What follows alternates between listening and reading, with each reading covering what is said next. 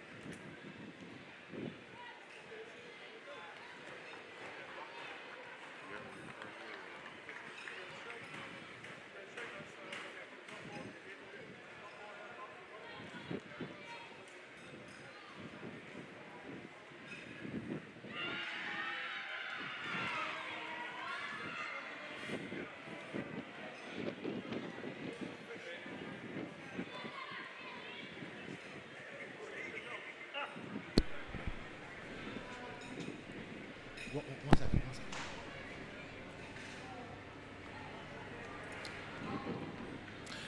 And welcome back to the coverage, of course, here on the Women's Sandals Series, West Indies Women versus South Africa Women.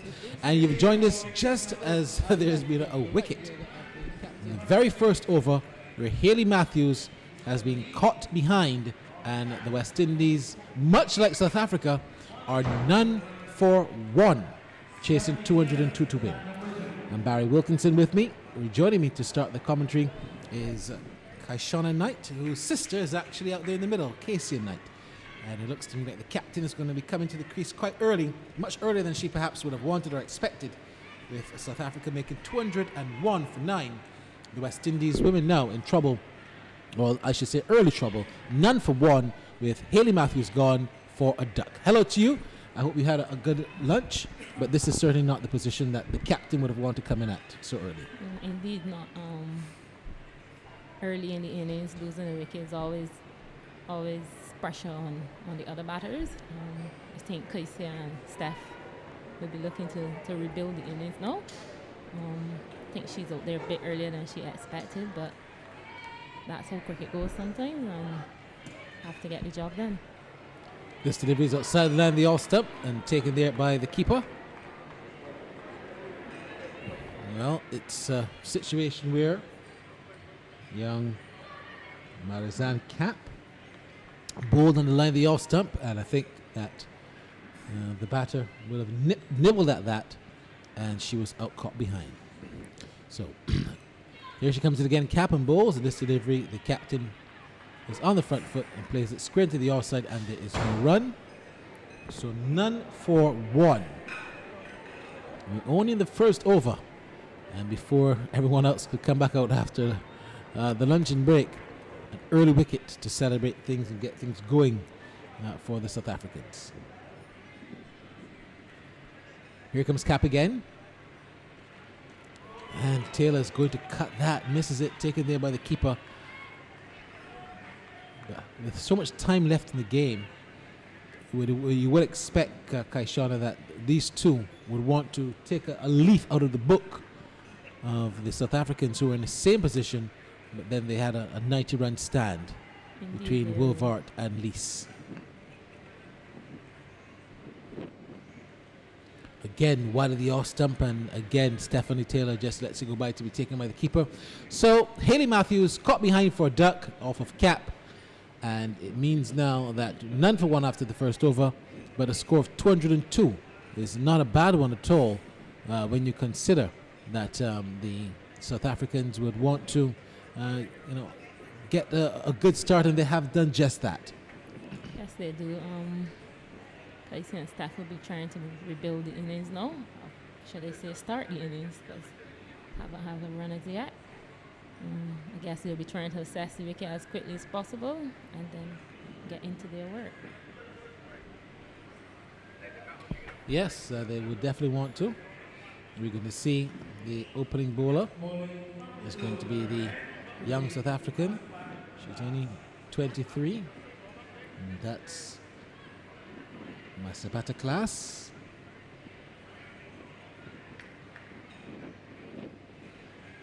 She's a right-hand medium fast bowler, bowling to the left-handed.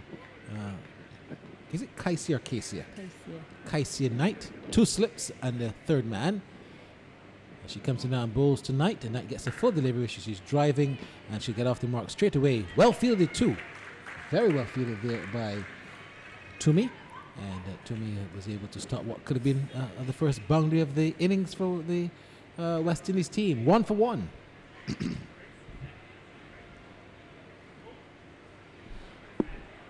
think West Indies will be looking to try and get a start now. Trying to see how far Casey and Stephanie can take it.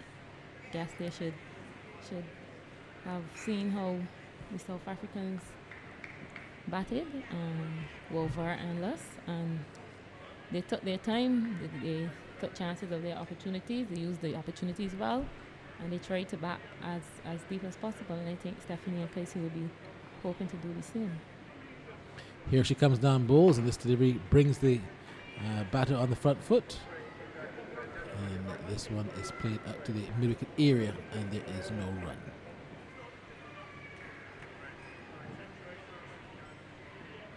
So we also have 2 slips and a gully. Sorry, 2 slips and the third man. A backward point. There's a cover now, mid-off, mid-on. Straightish mid-wicket. A fine leg. As this delivery brings the captain forward. She's defending, playing into the offside, and there's no run. There's something about Deandra Dottin that reminds me of this bowler. I don't know if it's her action, I don't know if it's her approach, but she's has a bit of nip in her run-up. Yeah, yes, she does. She's not as quick as Deandra is, but she attacks the crease pretty well. Her name is Masabata Class. She didn't trouble the scores today. She's touted to be an all-rounder.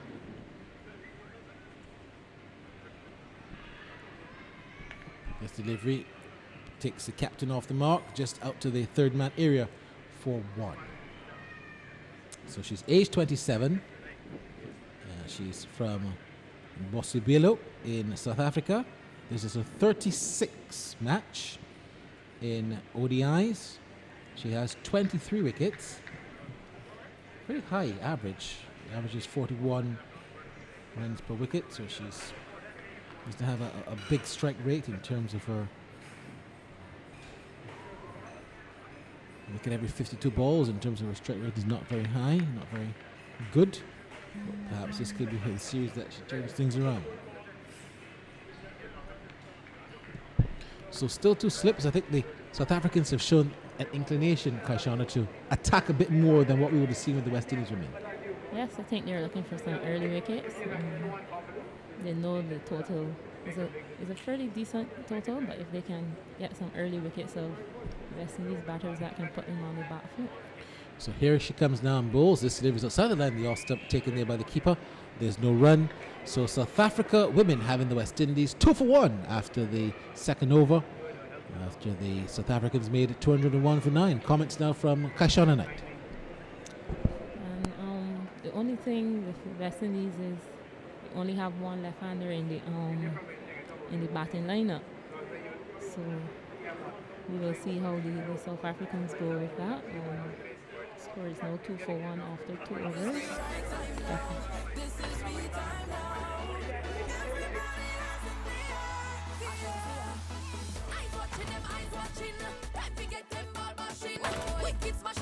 The ICC Women's World 2020 is coming to Guyana November 9th through the 17th.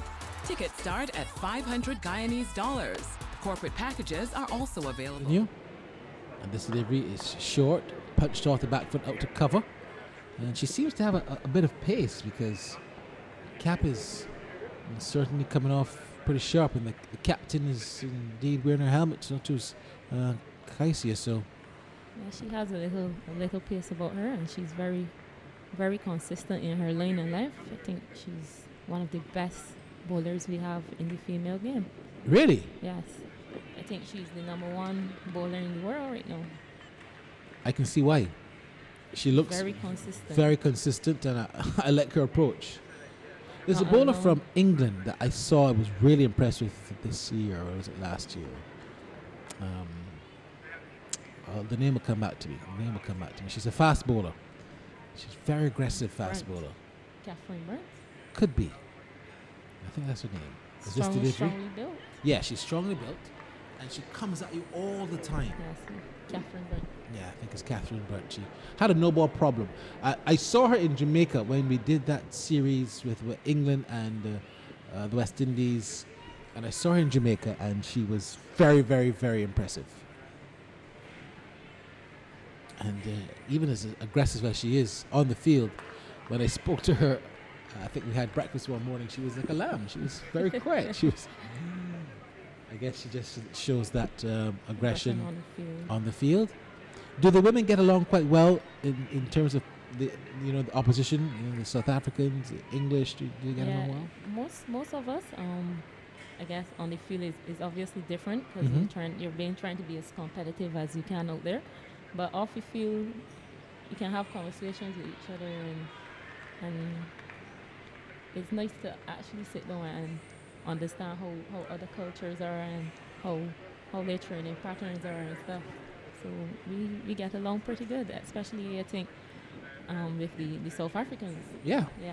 So you would say that you get along the best with in terms of opposition with the South Africans, Yes, and New Zealand. and then the Yeah. Kiwis. The Kiwis are lovely people, as this delivery is on line, on middle stump, and coming forward is the Captain Taylor, and she plays it to the mid-off area, and there is no run. So the over has ended.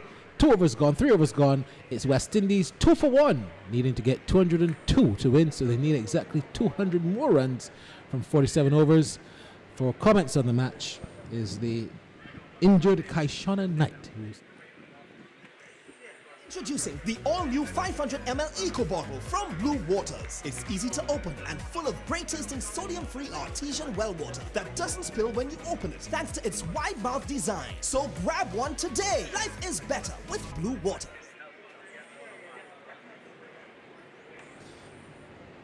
this delivery is outside the line, the off stump, misses and taken there by the keeper. What did she do wrong there? She reached for it. The ball wasn't quite there. It wasn't. I don't think it was a half volley length. She still tried to go at the ball. She just leave it and let it go away. Let the bowler come closer to you. You are twin. Who came first? Casey. so she's your older sister. Yeah. All right, here comes the class and bowls on the line of the middle stump, and very well played, and there is no run. What's life like for you girls? Do you quarrel as sisters, or do you live in harmony? We have our arguments sometimes, but most of the time we're pretty good with each other. What would life be like without your siblings arguing? It just would not be normal. No, it wouldn't be. I know what it's like. And your mom hollering and saying, "Stop doing that." It's good family life. Yeah. That's good old life. So if she's doing something to me and I holler for mommy, she if has to holler for mommy. Like, Kaisia, he's your sister. So Or vice it's versa. fun, yeah. That's good. So the twins of Kaishana and Kaisia Knight. It's an honor for her to be commentating Kaishana and your sister batting. That's really good. As Class comes in again and bowls to her, and this time she's getting a delivery that she does connect, but not to get any runs. Comes off the bottom edge of the bat to the second slip area, and there's no run. West Indies having a big year up in front of them. The West Indies women I'm talking about, with the Women's World Cup coming up in St. Lucia, and then it moves on to Guyana. Then, of course, we're going to be in Antigua for the semis and the final. So a lot of work to be done. Here she comes in down bowls, and this delivery is played out to the third man area for 1, straight to the third man, and an easy single taken, And the total now goes to 3-1. In these kind of situations, is Stefani Taylor the kind of cricketer that's going to be positive and play her natural game, or do you see her kind of going into a shell and just working things out methodically? At the beginning of her innings, she would try to take her time, try to get in at first. But after, I think she will play her natural game. And she's going to have a big innings up ahead of her. As Class comes in again and bowls, and this time this one is driven but straight to cover. No run. Harold Eastman was asking me earlier upstairs what I thought of the pitch if I had to describe it, and I wouldn't call myself a very good technical person.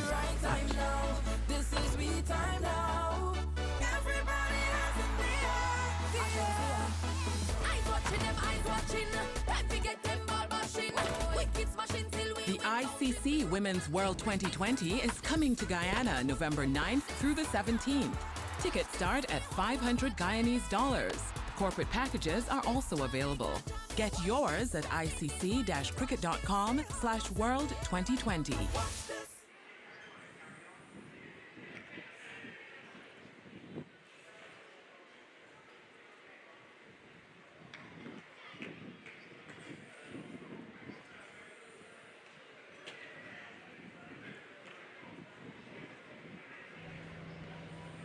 Marizanne cap, correction. She comes in and bowls, and Knight is on the front foot, plays it square in the offside, and there's no run. Overcast conditions here in Bridgetown, Barbados. We've had a lot of rain yesterday and over the night. It's been a very kind of wet morning. Cricket started late, half an hour late, because of some seepage in the covers, as Knight turns this one down to the 4 square position for 1, and that's all there's going to be. So it's now what, 4 for 1? Yeah, 4 for 1. Get over number 5. We look forward later on to that big CPL final. I think you were telling me earlier you're back in the Guyana Amazon Warriors. I was. Was it you, or was it Probably Charlene? No, probably Charlene. Who are you back in? I would like the Warriors to. Oh, you are then. So you are then back in the Warriors. I think the Ghana Amazon Warriors have the rest of the Caribbean behind them. Yeah. For some reason, everyone wants Trinidad to be beaten. No. I think sometimes that's how I feel when Barbados is playing in the finals. Everybody wants Barbados to be beaten. Yeah, yeah. People like to back the underdogs in these situations. But I can tell you there are going to be, 16,000 people at the ground that want one result. That result is going to be... And they're going to be disappointed if it doesn't go that way. Yeah. Trinidad have played really well. Ghana have been as well consistent. Just perhaps they would want to hope that they don't become too dependent on Shimron Hetmar.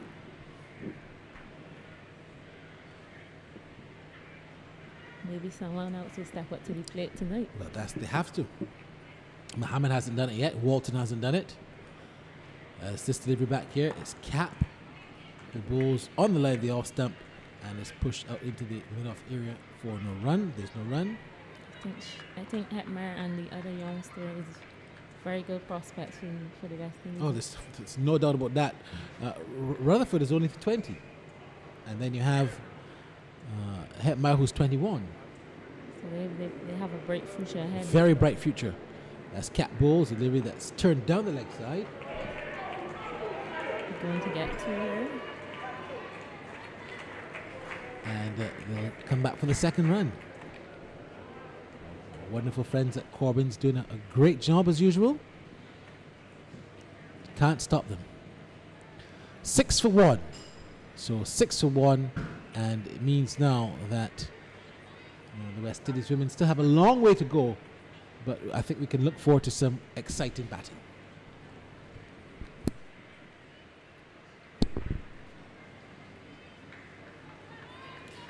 Would you relish being out there in the middle right now? It's too early for me. Or you like to come in when it's yeah. 20 runs, 6 balls?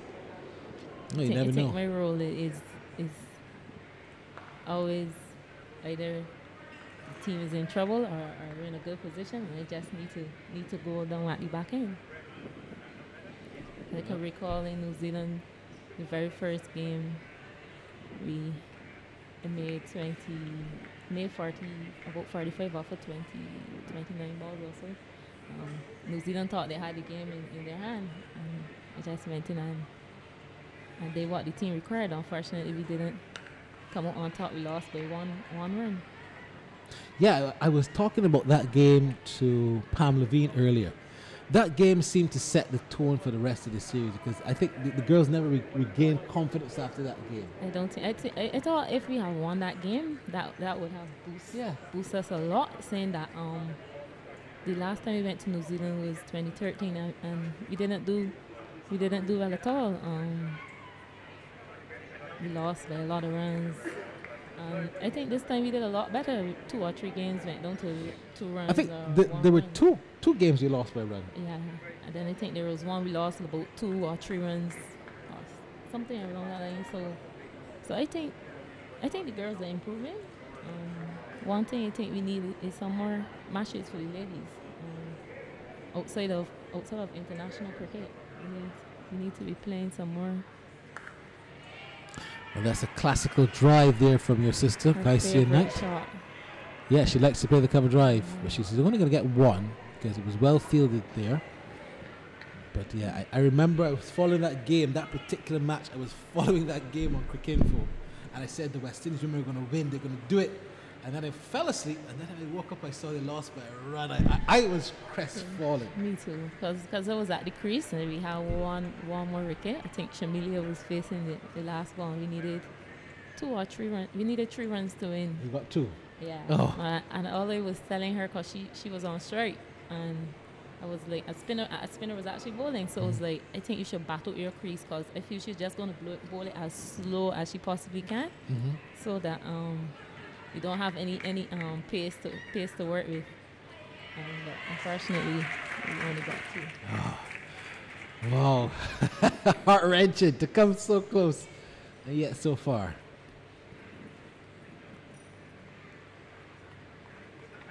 Stephanie and Kaisia is doing pretty okay right now. Trying to rotate. Hopefully they can pick up some boundaries in between and start to get the score going. Yeah, we haven't seen any boundaries as yet. So we look forward to see if that's going to happen. Got one step in a gully. There's a third man in between there. Backward point and an extra cover. Mid-off, mid-on, mid-wicket. And backward square leg on the boundary. Here comes class down bowls to the captain, who's wrapped in the pad. Well, I think he might have had an inside edge because there was no appeal. I think she missed out there on the boundary. That was pretty much a full pitch that she missed out on. And it's no run. So the over has ended 9 for 1 now. After 6 overs, 44 remain, and they need to get 202 to win. So Charlotte Knight is with me. We're going to hear from Pamela Levine a bit later on, and Charlene Tate. All former players. Well, Kashanda's not former. She's just injured at the moment. Perhaps next year. What's happening next year women's wise? We all know about the World Cup coming up, but what else is happening next year after the World Cup? I think India is supposed to be going to the Caribbean. Mm-hmm. I'm not sure what else is on the schedule. I guess that will be the home series, and we probably have, I'm not sure which away series we will be attending yet. We have to go, because it's the Women's Championship. So we played, whoever came to your country last time, you go to theirs this time. So New Zealand will probably be coming then? Well, they came the first time it started. Oh, right, okay. I think it's England we will have to go to, or Pakistan. Pakistan.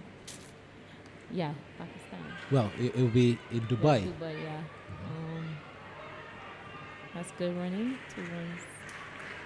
Yeah, everything was good there. The run was good, the throw was good, and the shot was good. So good cricket all round. I'm sure India's coming. So I guess we have to wait and see what else is on the schedule for next year.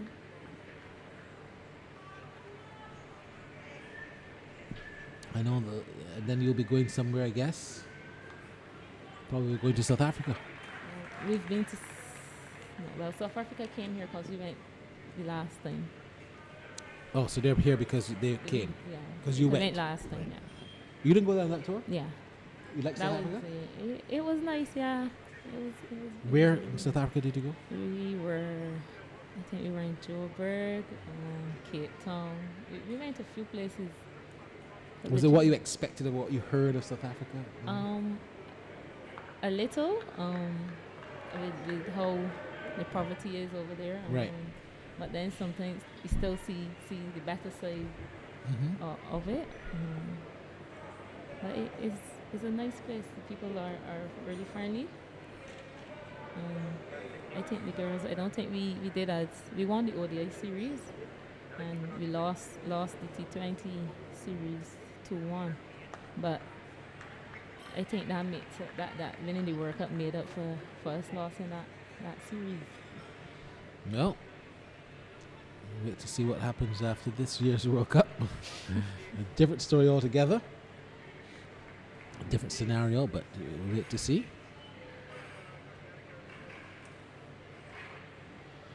So it's going to be cap to continue and balls to Knight, and Knight gets a wide delivery down the leg side, signal wide now by the umpire, and that's 1 to the total to take it now to 12 for 1. With the left hand and right hand combination and the crease seems to have been putting off Cap a little. Yes, it has. Unfortunately, we only have one left-hander, so that may have posed a challenge to the other bowlers as well. Here she comes in again now and bowls to Knight, and Knight is again on the front foot, playing this one square to the offside, and there's no run. And it leaves the total now on 12 for 1 at the end of the over. 12 for 1 after 7. With the captain there looking very solid so far. And Kaisi and Knight also looking very solid. They're obviously looking to put on a partnership and get things in the right perspective. Shireen Nation, the young Jamaican, is also there getting ready to come up to bat. What has become, I think, a Stacey King? Stacey Ann King. Yeah. She still plays regionally. She haven't been selected in the squad for this series, but she still plays for Trinidad and Tobago. Yeah, I haven't heard or seen her recently. Here she comes in now and bowls, and this delivery is down the leg side. There's a stifle appeal, but luckily the batsman gets away, and I think there's going to be a leg by. Yes, leg by signal there, by Jackie Williams signaling leg by, and that's 1 to the total ticket to 13 for 1.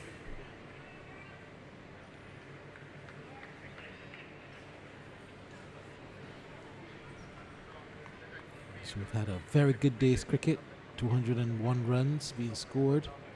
It's a good total. We were wondering if they were going to get up to 200. They did. Here she comes now and bowls to Knight, and Knight is driving straight to the fielder. There's no run. What's Kaisia's highest score? I'm not sure. I'm going to get it for you. She gets a lot of starts, but I think she has to, at this stage now, she has to push on those starts and get a very big total. I was testing your knowledge on your sister. And I won't say you have failed, but I thought you would have had her information at your fingertips. I'm sure she has a lot of 30s and 40s. Well, her highest score is actually at the ODI level. Her highest score is 55, and that's her only half century in 54 games. So she has to get the average better, because her average is only 18. Indeed.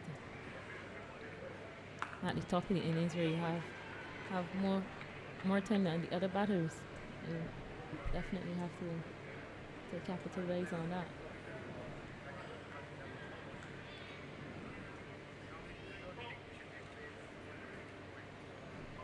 So the Quinton sisters, they're opening. One's an opener as well, isn't it? Well, I think when she started, she used to bat in the order, but I think the coaches were trying her up the order for the past few games. Mm-hmm. But her sister, Shaquana's sister, Shanika, doesn't play much. Right.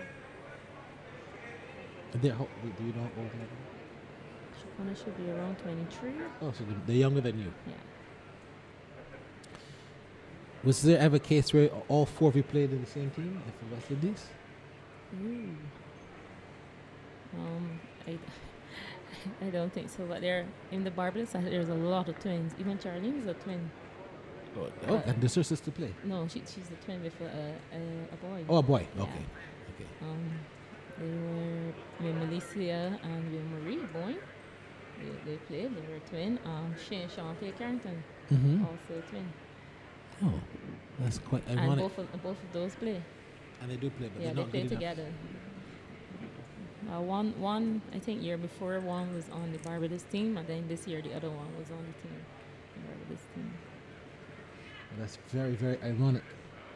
So we're going to have a bit of a change in the bowling now. It's going to be Tumi Sunekone. She's going to come on. She's a right arm medium. And she'll be bowling to Kaisi Knight. Of course, they're going to change the field. There's going to be a short third man, very short third man, and a backward point. There's also a third man. Or is that a fly gully? She comes in now and bowls to Kaisia Knight, and Knight gets a delivery that's wide of the off stump, taken there by the keeper. Just thereabouts to be signalled wide, but the umpire Jonathan Blaze decides it's not. There's no run.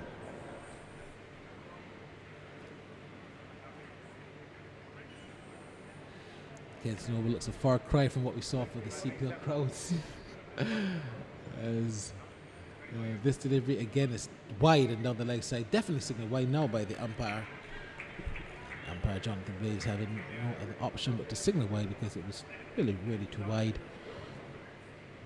That's another run, and much needed one too because things have slowed up a lot. Just 15 for 1 now.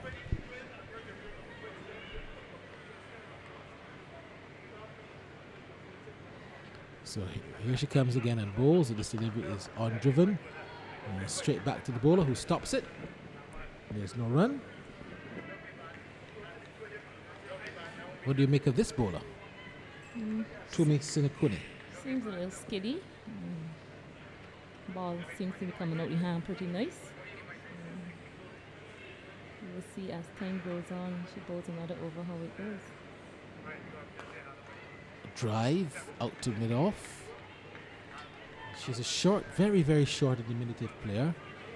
But who says that, shorter cricketers can't bowl fast? We've seen Fiona Edwards, we've seen Tina Best. So the women, it's no different. It's all about rhythm. This delivery is wide and down the leg side. You'll get a couple here. I'm not quite sure if they're going to be buys or leg buys, but they'll be 2 or whatever they are. Let's wait on the signal down from the umpire. 2 leg buys. Yeah, I thought so. I think the ball came off the pad, and the keeper, when she came around to her right, she just was wrong-footed a little bit. Keeper, of course, is Lisa Lee, who got up early. So the innings is going quite similar to what we saw with the Barbados team, with the South African team. This delivery is driven in the air, it's short of cover, and there is no run. I think their original keeper got injured just before they left. Chetty. So this is, you're saying to me then that Lee is a part-time keeper. Well, not part-time, but she's certainly second string. I think when Chetty wasn't there when they went to England earlier this year, Lee also kept wicket. But unfortunately she got injured before they came. Also, one of their better bowlers in Ishmael. That delivery is very wide of the off stump, signaled wide now by the umpire. Ishmael is a very, very aggressive bowler. Short also, but she hits the wicket pretty hard. Mm-hmm. Unfortunately, I think she had an issue with her dad, so her dad fell ill, so she had to stay. As this delivery again is outside the line of the off stump. Good cricket from the South Africans. I like Van de Kerk's aggression. When you crowd a batsman, they often seem to not to be too sure about what to play or how to play. And I think there was some uncertainty there that certainly led the batsmen to want to play defensively when they could have been a bit more attacking. The over has ended 18 for 1. We're going to ask Pam Levine to come in and give us a half hour. I'm going to give you a little break. I know you're enjoying it. You're doing a very good job, Kaishana. Thank you. So if your injury continues, you have a profession. Certainly one you can look at. And I know you're studying, you're doing your studies in phys ed, as you said to me. Yeah, completed my associate. Wanted to go and do the bachelor's also. But, Well, time. Yeah, Because I so- mean, you still are playing your cricket. So still have time, so it said I would try and do the diploma in the sports massage therapy. And when cricket is finished, I will have something to fall back on. Indeed, and that's very important. Most cricketers now do commentary. This is a new over, and this delivery is flicked and flicked well, but there's a fielder there. So Barbados yet to get their first boundary. I don't think there'll be any fours as yet. Just gone down to the square leg, but down to the fine leg, but no four. So 19 for 1. It's just gone to 30 local time here in Barbados, and of course, like I said, we've got the CPL finals coming up a bit later on. That will be carried on radio. Everyone is looking forward to that. Back here, this is a drive that's hit straight to the mid-off, and it could have been a run out there because Kaisia was quite keen on the single. The captain wasn't, but even though she decided to take it, she was committed and she tried to get back, and luckily the ball didn't hit the stumps as the throw came in. Yeah, it's very lucky there for Stephanie. I think the ball was struck too hard to the fielder for a single. Yeah, it was struck straight to the fielder. That would have been suicidal. Here she comes down bowls, and this delivery is wrapped to the pad. It's a loud appeal for LBW. Is going to go down to the boundary for 4. The umpire says not out. Let's see if the signal is leg buys. Oh, that would have had to be pitched outside leg. Right. That was a close call there. Guess the ball pitching a little outside leg. But it seems to be that the South Africans are putting the West Indies under a little pressure here. Can't seem to find the singles. We're not getting the boundaries, so the batters are getting a little frustrated. Yeah, you're right. And the thing about it is when you're chasing, there's always a different perspective than when you set a target. So you tend to feel more under pressure chasing at times. This delivery is hit hard into the ground, just to the right of the keeper. Because when you've set a target, even if it's 150, you can find yourself being 20 without loss after 10 and beginning to feel pressure. Yes. And you do silly things. You can see that with Kaisia's batting. She's losing a bit of her shape and she tries to She's trying to drive push the on. ball. So She's trying to push on when perhaps they don't necessarily need to yet. This delivery, she's on the That's a front lot foot better. and looking at a lot better, just playing defensive and coming on the front foot. I think the longer Kaisia and Stephanie stays out there, the South Africans also will get frustrated. Indeed, because the captain's going to begin to look around and say to herself, where is my wicket going to come from? I'm going to have to use a spinner. I'm going to have to bring back the pace. So it's all about being patient. Patience. Patience is the virtue.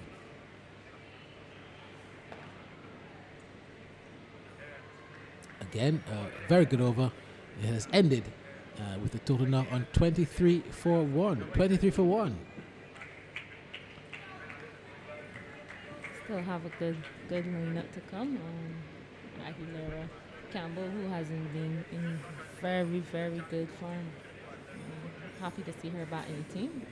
Also, we have Dotting and Nation to come. Yeah, Shemaine Campbell. And you also have Deandra Dottin. When Deandra Dottin is batting, you watch. You watch because something is going to happen. But I think that Nation is coming next based on what I'm seeing. Yeah, she should be next. Then probably Deandra and then Aguilera. But it's going to be the bowling of class to continue. Here she comes in again now. That's a very wide delivery outside the off step. I said class, correction. That's actually Tumi Sukune. And a wide delivery to give Barbados another extra to go to 24 now for 1. And in a total of 24, they have 11 extras already. That's a lot. It's almost half. Gotta be careful with that. That's in the air, out to mid-on.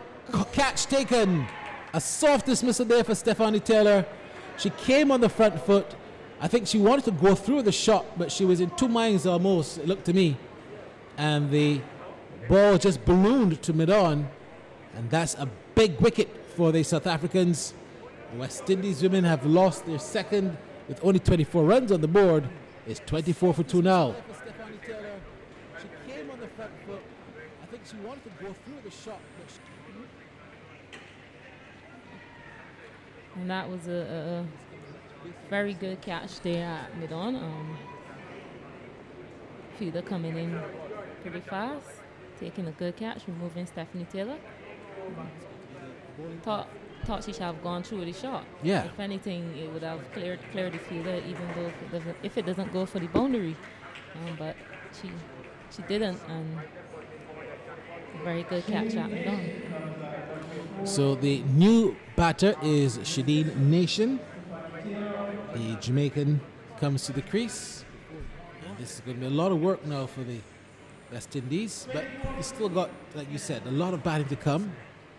If DeAndre Doughton gets going here, 202 might not even be enough. Game may be over very quickly. So a lot depends on how the women are going to approach it. Shadeen Nation is indeed a good cricketer. Just need 2 people to stay at the crease and start to build a partnership. Yeah, well, they just need to take the leaf out of the book of what they saw from the And the South Africans seem to have done their homework with the field they have set here. Shadeen Nation averages only 15. 2 cashing in front of the bat. She's off the mark, plays a nice on drive, turning the ball into the onside for 2. So she's off the mark straight away and looks good. She's a very good player. Hopefully she should spend some time at the crease now and getting on. You say that, but her average doesn't suggest that. I mean, 25 matches, averages 15, highest score 39, so she has to really do much better. Well, she has potential to do a lot better. Age 31. That's a good drive, but straight to the fielder, and there's so no hopefully we see the potential come up today. Right, she needs to get that potential coming out a bit more often. I think that's the main thing with a lot of the women cricketers is their level of consistency. The level of consistency is what really crushes and kills a lot of the effort. As this delivery again is on the line, the off stump and is played pretty well. So we think we as a team need to play some more competitive cricket. Only cricket we really play competitively is regionals and then international series. So if we can get some more games, because as you look at the other teams, the English play a lot of cricket, the Aussies play a lot of cricket, and we just have one tournament for the women in the region yearly. And that tournament was held in St. Vincent this year, was it? Jamaica. Jamaica, correct. Yeah. So when we look at the other batters, they're not scared to use their feet. Some of our batters are tentative to go down the pitch. I guess that's because they play so much cricket that they have a very good mindset and understanding of what they want to do and what they have to do. Well, the over has ended, and it's been a successful one. Big wicket. Stephanie Taylor being dismissed, and the West Indies women are now 26 for 2. 26 for 2. With Knight on 7. That's Kaisi and Knight, her sisters with us. Kaishana, 26 for 2. And Nation is on to herself.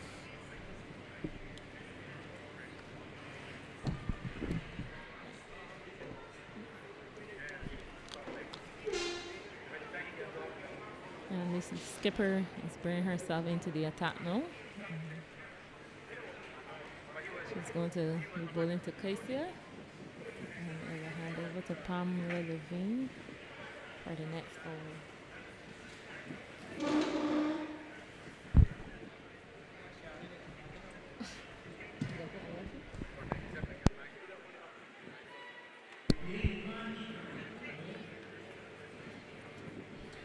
just say bye-bye for now to Kaishana. Pam Levine is back with us, and we also have a bowling change. The captain's going to come on. It's Vanny Kirk. She's a leg spinner. And hello to you, Pam. As I look at this situation, West Indies have lost 2 early wickets, but a long way to go in this game. Haley Murphy went in the first over, just as in the South Africa innings. South Africa lost an early one in the first over. The same thing happened here with the West Indies. You have also lost a top batter, Stephanie Taylor.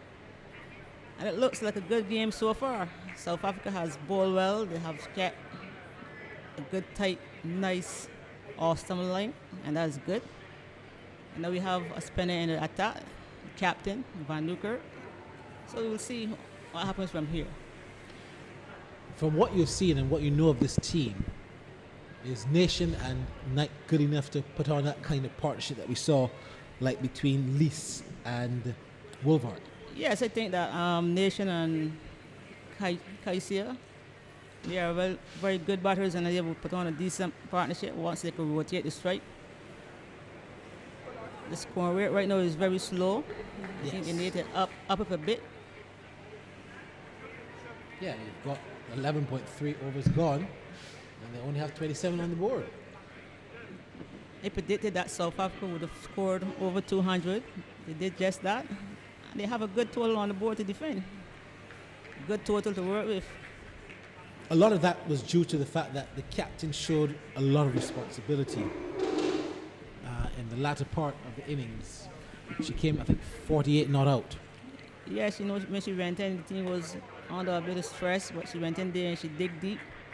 She stood to the end and ensured that her team got a decent total. Well, she's got the ball now.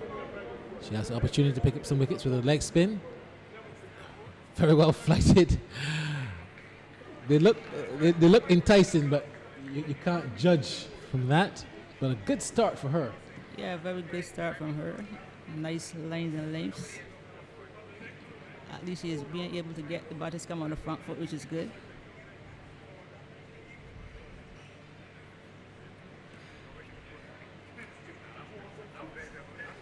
So the over. And it's going to be the wicket taker, the big wicket taker in Tumi Sunakune. She's going to continue, the diminutive lady from Transvaal. She's going to continue. Kaisia Knight from Gemswick in Barbados, St. Philip. This is a very attacking field, I must tell you. Ball just going to the backward point area. But you've got a third man, you've got a backward point, a cover point, an extra cover, a short cover, mid-on, mid-off, mid-on, mid-wicket, and a fine leg. So they've obviously spotted something there with her coming forward, Pam. Do you think that's why the 2 short covers are there? Yes, sometimes she plays the ball a bit too early. And I guess that the employers too feel it just catches in front of the bat. So as to, the bowler get a nice ball coming there, a short ball. She hit it in the hands easy. Do you do coaching? Yes, I'm a coach at the BCA. I've been there for about since 2012. So I have a good few years on my belt. Is there a lot of talent and potential in young women cricketers, like teenagers? Do you see some signs of the next generation? Yes, we have some good talent in Barbados. What they need to see is the girls really coming to practice more often and working and developing skills and harnessing their skills. Right now, they are not doing that for some reason or not. So we encourage them to come out and work on their development. This one is driven beautifully out to the extra cover, misfielded. Should pick up a couple because of that. They might even get 3. Yes, Knight wants 3. Oh, that's going to be close. Not close. Umpire Jonathan Blaze says not out. They look close. Really, really close. The reaction, there was no reaction from the South Africans, so I would give the umpire and, of course, the batters the benefit of the doubt there and say that was a good decision. I'm wondering why we are not seeing any replays in this game itself. I'm wondering why, if the men can get replays, why the ladies can't have replays too. Might be budget constraints. Okay.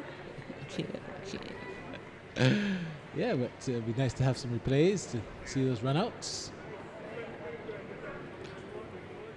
We definitely have them for the World Cup. That delivery is a wide delivery, signal wide, but it wasn't outside of the trams. The signal of the wides have been just a little bit inconsistent by the umpires. You reckon?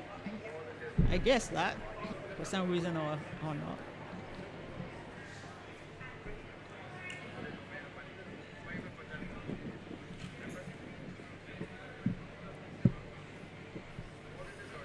So here comes this delivery again, and it's an edge, a thick edge.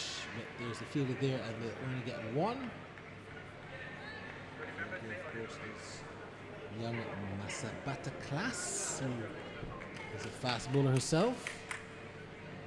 So West Indies women looking to up it. I can see the intention from Kaisi United in particular that they want to just get moving. That's the feel I'm getting. Am I right?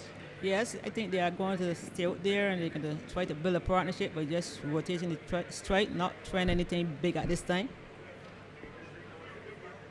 This delivery is a drive in the air just to the right of the fielder who's sticking out her hand. That's Vandy Kirk, the captain. She couldn't hold on. It's going to go through the covers, and that's 4 runs. Yes, nice shot by Kaisia. Through the covers, it was in the air for a while.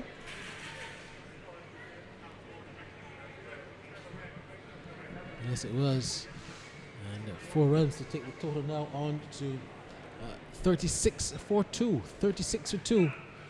But they want to get on with it a bit more. They want to show that inclination to score. And they have to do that. Pam Levine. Yes, they have to. With the loss of Taylor and Matthews, I think that's the aim and objective now, to just push on the score a little bit and get up to that required rate.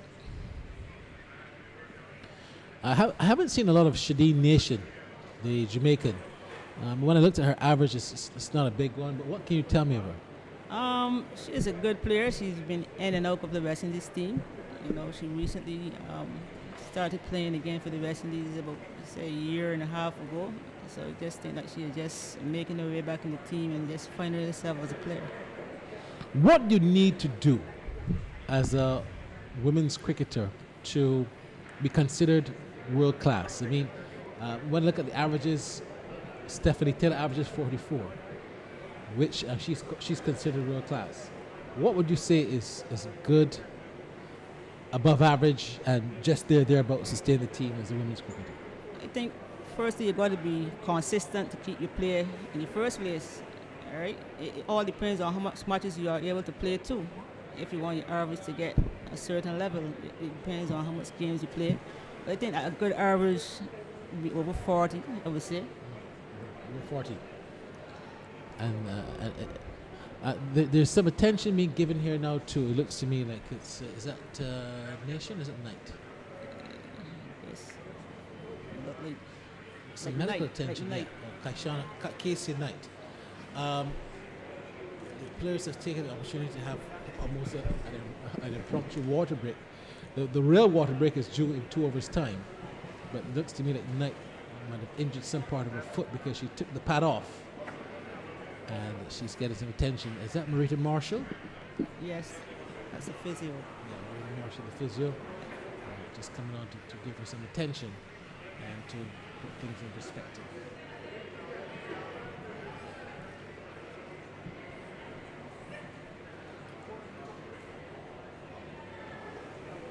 So 36-2, and now at this stage, with just 2 overs to the water break, Vandy Kirk is going to continue.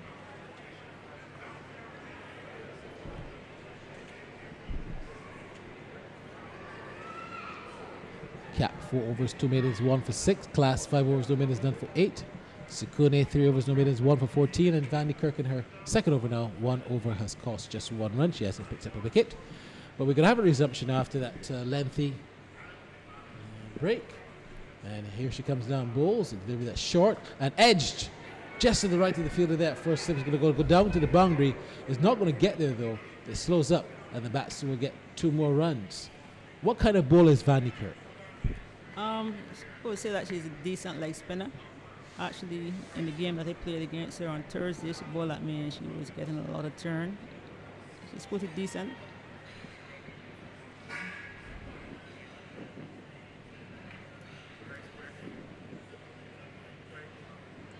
Yeah, she is a bit more serious than she actually appears. She's not as friendly as you might think she is. In terms of her bowling, looks very, very friendly, but is a bit more menacing than it appeared to be. She has been playing for a long time and has developed into a tremendous leg spinner. There's a short outside the line, the off stump, and Nation was on the back foot looking to cut, and missed, and almost getting an edge from the reaction. And she can also bat a bit too. Oh, we've seen that. We've seen that. I mean, that innings of 41, 48 is what propelled them to 200 runs, because they lost it at 134 for, I think, 6. She came in and played one heck of an innings. So here she comes in again now and bowls. And this delivery is well flighted again. Nation's on the front foot and plays the ball back to the ball. DeAndre Donnan to bat next in your estimation? I believe, yes. I think she will come in next. Here she comes in again now and bowls, and this delivery is flighted again.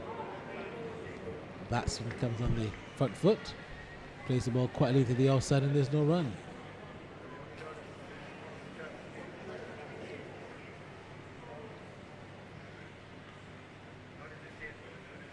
So Van de Kert back with it, comes in again now and bowls. A delivery that's she's looking to drive. Comes off the inner portion of the bat, and there's no run. The over has ended. It's 38 for 2 after 14. The West Indies women needed to get a 202 to win. Just slowing down a little bit. Pamela Levine, who has been there, done that. She's a top West Indies cricketer now, coaching and playing still. Coaching is so essential now to women's cricket, to men's cricket as well. But I get the impression that you're saying that women perhaps lack that consistency to come out and train more often than the men. Yes, I'm saying that. Usually at practice now, even as I'm saying, like 5 or 7 girls, and that is not good enough. In a pool of, say we have about 20 under 19s, to get just 7 is not good at all. Yeah, the girls need to come up more consistently.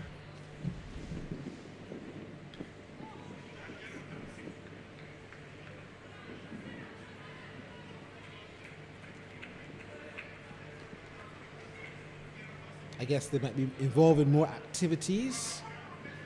Who knows? I'm not sure, but I know for sure that the interest is not there right now. It seems to me like when the tour is around the corner, that's when you see most of the girls, and that is not good for Barbados cricket. Yeah. It's not going to help in the development of the players if they only want to go on a tour. That's a good shot from Shireen Nation. It was outside the line of the all-stump, and she cracked it over cover point, and that's 4 runs. And that indeed takes the total up now to 43 for 2. But that's what you need to get. That's what you need to see.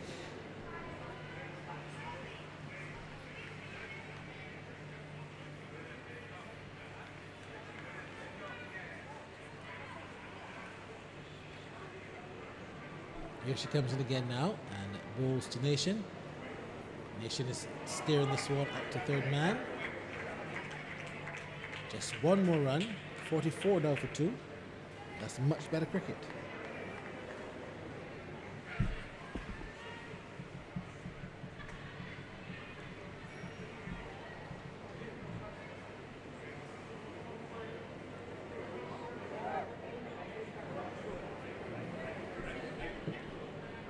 So Kaisen Knight, she's been there for a while. Turns this one to forward square for another easy single. Are you happy with the game plan between these two? Yes, I'm happy. They are now rotating the strike. The wicket is still playing nice. So this is a fine opportunity for them to develop the score.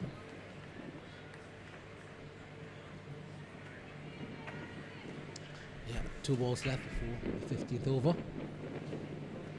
Here she comes now and bowls, and this delivery is bowler. Yeah, that was a good delivery. It was a Yorker delivery. She was on the front foot, but I think she brought the bat down very late. And that's another wicket.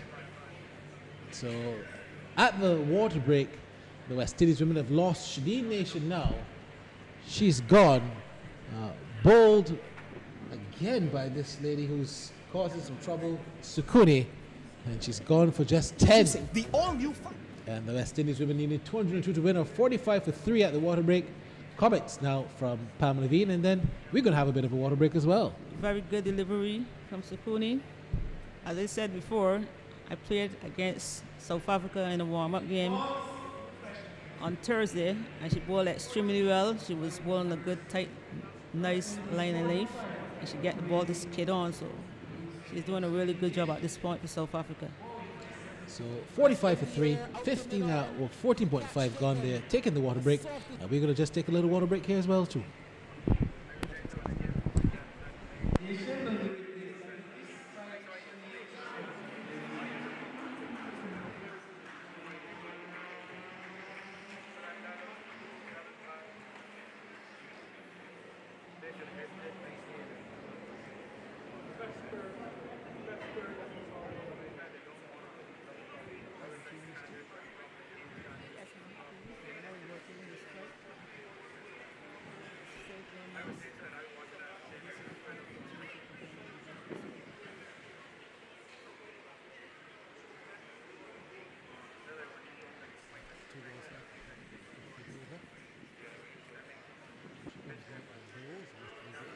Bowler.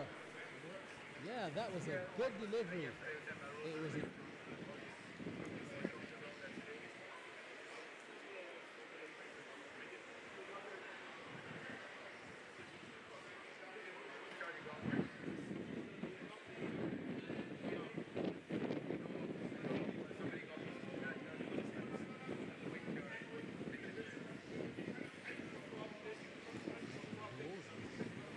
bowler. Yeah, that was a good delivery.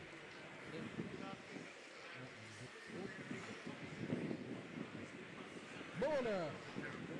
Yeah, that was a good delivery.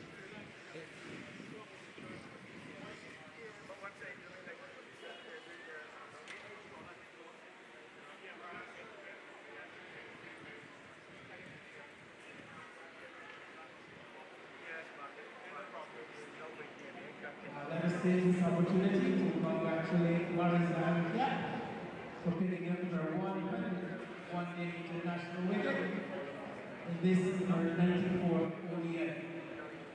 Congratulations, Warren Zambia.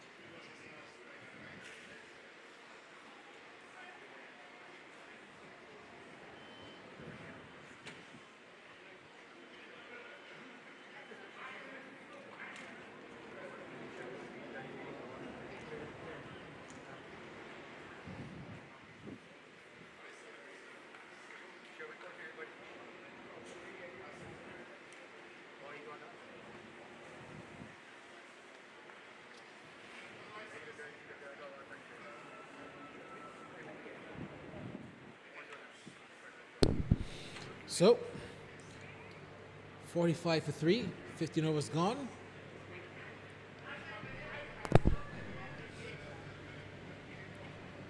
Vanderkirk continues. And what do you think, Pam, about this batting order being shifted a little bit? I think that the order has been changed because we lost some early wickets. So right now they are keeping back the Andrew for later down in the innings because they don't want to lose another wicket, especially DeAndre at this time. Yeah, because one of the criticisms of Aguilera that I have is that she needs to get balls under her belt to get going. I see her pattern next. She might actually be coming next. Because I don't think she's the kind of cricketer that you can send with 50 runs to get from 30 balls. She's not that kind of cricketer that can swing the ball and swing the bat and get the runs. So who knows? They'll perhaps wait and see. If another wicket falls quickly, they'll perhaps send Leandro. And they might shift around a little bit. I think that she's a useful player. I know she can hit the ball hard as anybody else that I've seen. I watched her at practice last week and she was hitting the ball really nice. So if she get a chance to bat today, it would be a good opportunity for her out in the middle to get some runs under her belt. That's a great shot. Beautiful shot there from Kaisia Knight. Coming on the front foot, finding the gap. A very powerful cover drive. And that's 4 runs. That's 4 good-looking runs too, Pam Levine. Very well done. Very nice shots through the covers. She is now opening up. And that is what is needed at this point in the game. That's 49 for 3. Beautiful in the shot 16th over. Here comes Vanny Kirkin again on balls, and this delivery, she's playing out to the short third man now for a single. Good cricket, good running, good fielding, and good bowling. That's right. She's also going to keep the strike. 15 out for 3. I look forward to see how Campbell will bat in this innings. She's a good batter. She is now back in the team, so it would be good to see how she would actually perform in the first game back for the West Indies. Shemaine Campbell. She's got a lot of work to do, but I think she's committed to it. Let's see how she's going to respond. She's a small player, but she is very attacking, and she is very innovative also. Yeah, the lady from Guyana, they're going to pull out her stats. I can hear Kashana Knight shouting some advice to her sister. No better person to get advice from than your twin.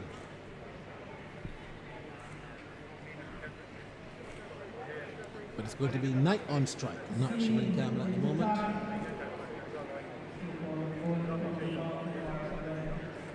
Shemaine Campbell has been playing for quite a while, age 25. Averages just 19. She's got a century and a half century, which is quite interesting. She's played 71 matches though, Pam. 19.08 is her average, highest score of 105. Well, like you said, she needs to be consistent. That's down the leg side. She's going to sweep. She gets a wide. They're going to get 2 because it was not taken by the keeper, and that's going to be 2 wides there to the total. And it now goes to what, 50 for 3? Is it 52? 52 for 3.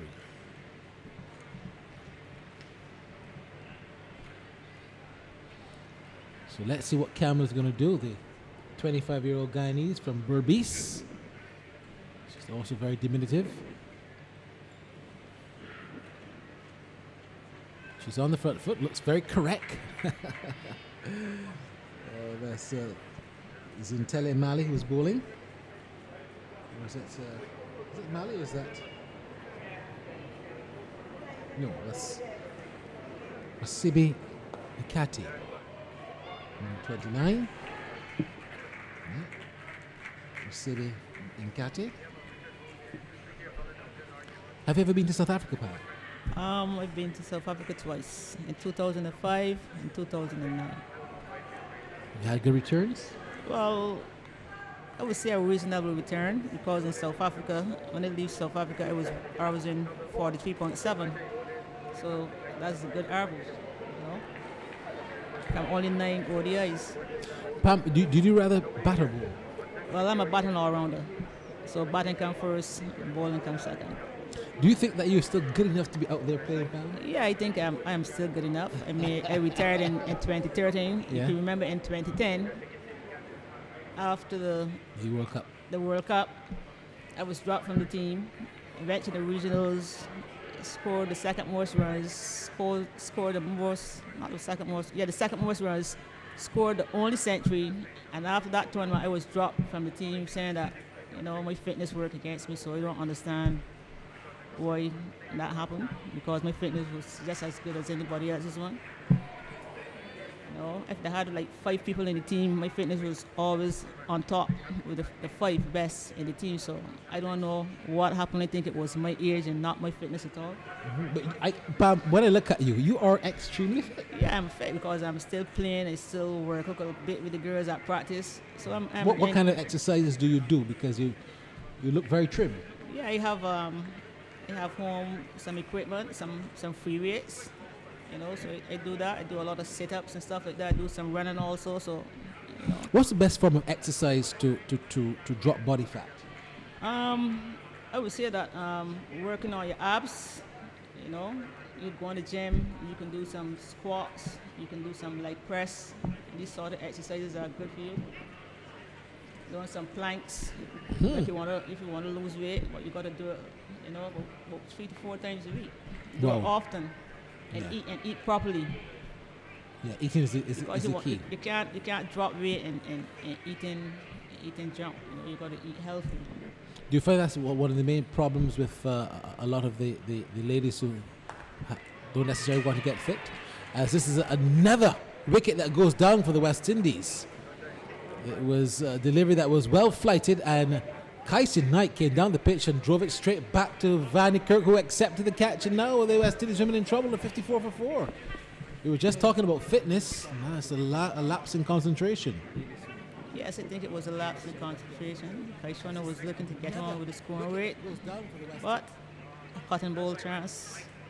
She is now walking back to the pavilion. We look to see who will come out. And DeAndre Dutton is now walking out. So we're looking to see if she is going to just stand up there in the middle and build a partnership with Campbell. I somehow doubt it. Wait and see. We all always knew that 200 would be a challenging total for the West Indies to get, and it's proven that way too. Another wicket that goes down for the West Indies. So 54 for 4. Now the West Indies women are in trouble with Deidre Dottin coming out to bat. Wait to see if the total is going to either increase or if the wicket column will increase.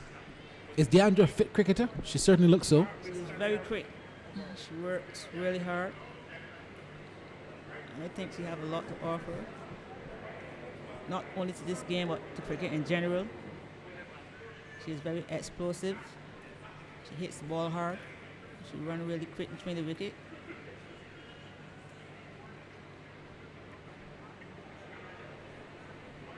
Do you still have you made a lot of lifelong friends with being in the game? Yes, I have a lot of friends throughout the world. Australia, South Africa, India, Sri Lanka. Keep contact with these players on Facebook. So, the West Indies need to do a lot of work here. It's Van Kirk to continue. Dottin gets her first ball. She's just defensive, playing it into the covers. I think at this stage of the game, DeAndre needs to stay in with Campbell and try to rebuild.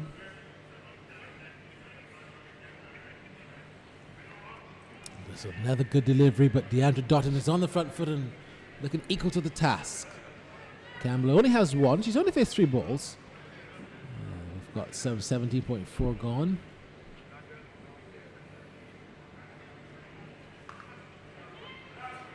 I'm so accustomed to T20 cricket these days, I almost said two overs left. I've got to get back into the shape of 50 over cricket.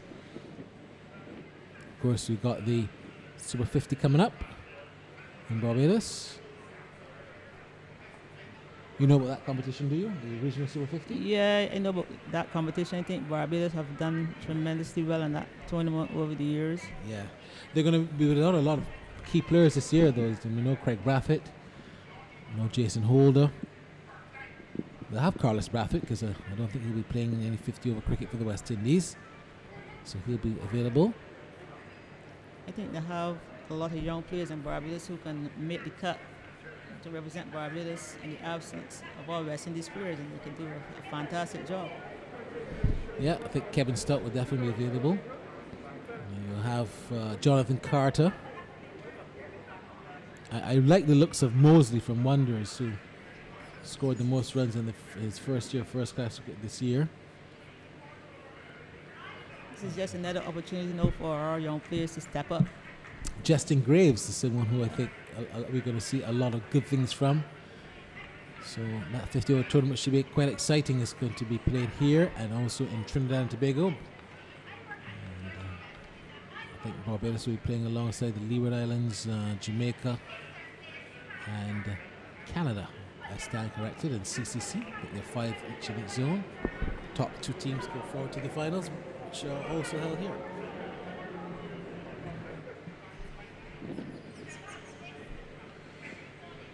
So early wicket for South Africans, as this is a reverse sweep. That's going to go not down towards the boundary, but they'll get a couple of runs. As I said, Campbell is very innovative, and she will try things and get the run rates taken along.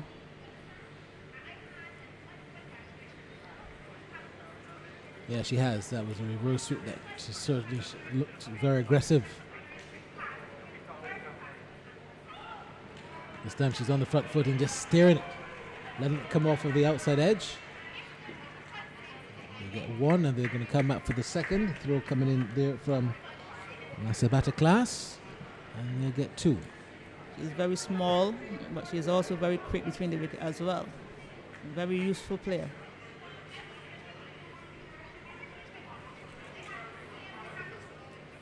So class to continue. Here she comes down balls, and this delivery is a drive. Straight to mid-off. Can't score.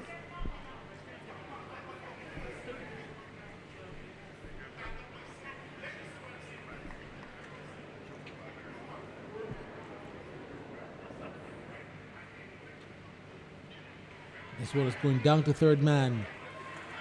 Couple of runs here. Again, class is onto it.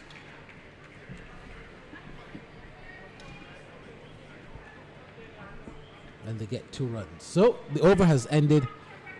The West Indies are 58 for 4. 60 for 4. 60 for 4 after 19. Campbell 7. Dutton only faced 4 balls yet to score. But they've lost wickets consistently. They lost Matthews for a duck. Kaiser Knight just gone for 23. The captain went for 6 Taylor. And Nation went for 10. Campbell and Dotting are there trying to resurrect the innings. And some lovely sunshine here at Kensington Oval. We're back here on Wednesday for the same 50 over game. As Van der Kirk bowls, and this delivery is a big sweep. That's a good shot. That's going to go into the gap. That's gone for 4. What a shot! Not only was it a good sweep, but the accuracy to get it in the gap, Pam Levine, was what impressed me most. Yes, that was poor power from Deandra. Nice sweep shot. That's a good shot. That's going to go into the gap. That's In between the gap for 4. And she's a very strong player, and she will take the bowlers on, no doubt. Big sweep. That's a good shot. That's going to go into the gap. That's gone before. What a shot. Here comes Van der Kirk in again and bowls to Dottin. And Dottin is just quietly turning this one to a short fine leg. They get 1 and they'll come back quite comfortably for 2. So this is an important partnership. That's right. This is really good cricket. You can see that they're starting to rotate the strike. And it's very important that they get the run rate up to that 4 and over mark.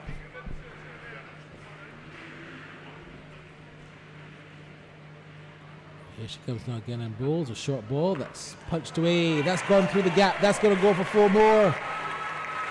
So Deandra Dutton making things happen. She's a very enterprising cricketer to watch. When she's batting, you are going to want to see what's happening. And that's 4 more. 202 are now 70 for 4 after 19.3. Comments from Pam Levine.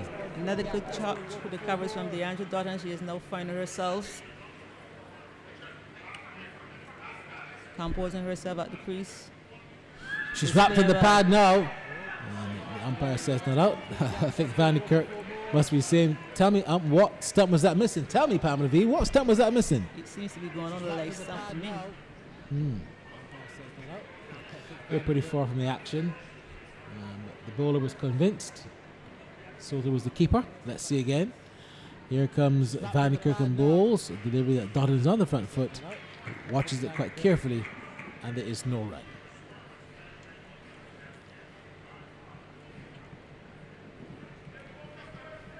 And Jacqueline Williams, the umpire, seems to be talking to Van Kirk about where she's landing. I think she might be in some difficulty for being on the wrong side to land on in terms of the protection area.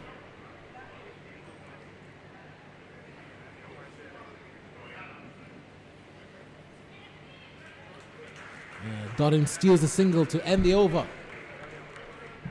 71 for 4, and Dotton goes quickly on to 11. Some 20 overs gone now. And how do you see this game? Needing 202 to win, 71 for 4. How do you read this, Pamela V? Right now the game is going along well. You know, DeAndre is finding her way, looking for the gaps, rotating the strike. Run rate is going up. Score 71 for 4. 21st over will be starting now. I think at this point in the game, things looking very even. Once this player can stay at the wicket and continue to build their partnership, I think the West Indies have a chance of winning this game without further loss of any wickets. That's a very positive thing.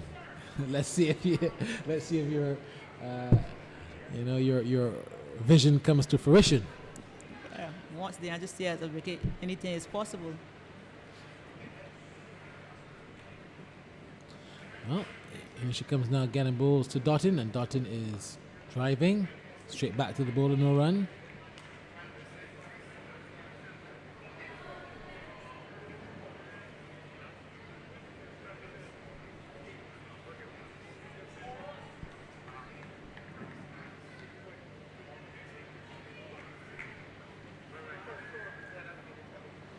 Again, this delivery is hit in the air out to the wide long on. She tugged that, though. She didn't really hit that with any finesse. I can hear Kashan shouting and telling her no need to rush. There's a lot of time, and she's correct.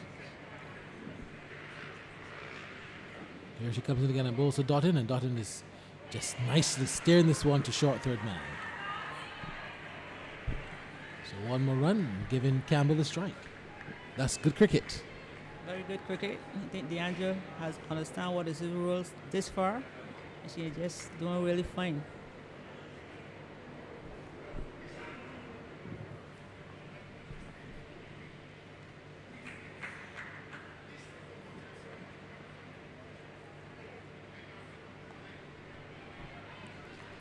Campbell coming on the front foot, pushes the ball out to cover. There's no run.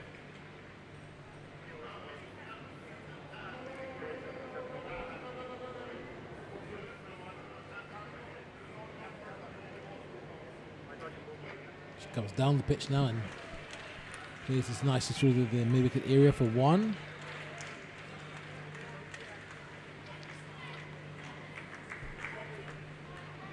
West Indies only having 3 ODIs before they go into a 5-match T20 series.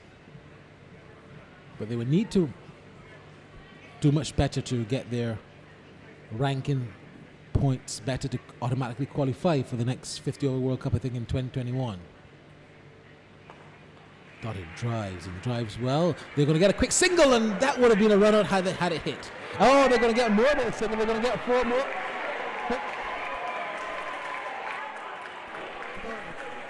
It should have been none. Ended up being 5. I thought that was an unnecessary overthrow. There was no one backing up.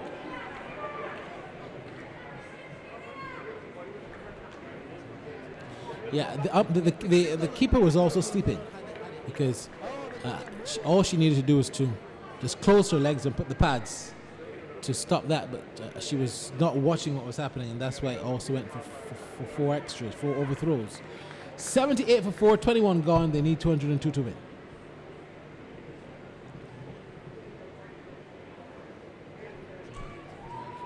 They're going to get a quick single, and that would have been a run out had it hit. Oh, they're going to get more than a single.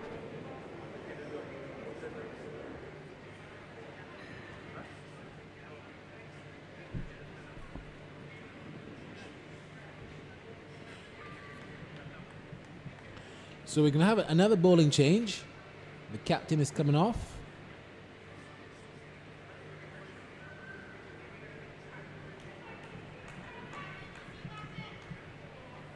She's going to give herself a bit of a break.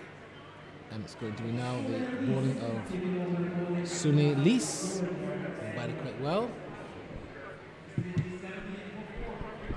Let's see what she has to offer. She's a leg spin as well. Same feel that Van de Kerk had. She's going to maintain.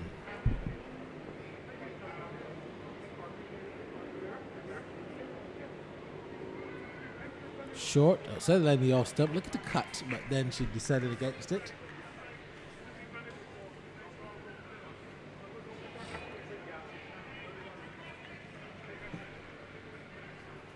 So just under 2 hours, we're going to see the start of the CPL finals. I know, Pam, you're looking forward to that. You're wetting your lips and your appetite for that big final. Yes, I'm back in Guyana. Everyone seems to be back in Guyana. Guyana have some really good players. And I'm looking forward to watching the finals between Guyana and Trinidad. So it's, like I said earlier, it seems like Trinidad versus the rest of the Caribbean. It seems that way to me. You know, Guyana have a lot of youngsters on the scene, and they have played well throughout this tournament. So I'm back in Guyana to lift the cup. It's their 4th time in 6 seasons in the finals. So this year certainly belongs to Guyana. Oh, we'll see. We'll see. And I'm backing Hitmaya 100% because he is such an exciting player. He's a very intelligent cricketer. As this one is hit in the air from Dottin out to a short cover. And just 1 run. Charlene Tate is back with us. She's had an extended lunch. She's looking quite fresh. As Dottin and Campbell putting together a partnership here, and that could have been close again, Pam. Very close indeed. I think Campbell and DeAndre will have to be very certain about how they decide to run between the wickets. That one is very, very close. They need to be a bit more selective. They need to be more selective because while you want to be positive, you don't want to be reckless. That's true. You need to keep the wickets intact and continue to build the partnership.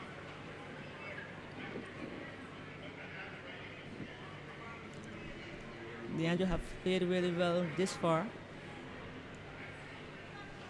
Yeah, she's done well, but she needs to be there if the West Indies are to take this home.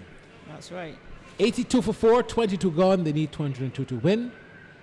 This partnership has yielded some 20 runs already. I think that this partnership is a very important partnership. With the players left to come, Aguilera, Connell, Mohammed, Fletcher, Salman. So there's a need for DeAndre and Campbell to stay at the wicket and continue to build this partnership without any further loss. Otherwise, West Indies is going to be in a lot of trouble. You told me that Gordon Greenidge is your cousin? That's right, first cousin. First cousin? Yeah. So you guys have it's from the mother's side? Mother's side. My mother and his mother's sisters. Wonderful stuff. Does he give you constant training in terms of advice? Not really. We don't really talk a lot. When he is around, or he passes through the neighborhood and look up our family. But he knows that I play cricket. He knows I play for Barbados. He knows that I play for West Indies at some point. You know.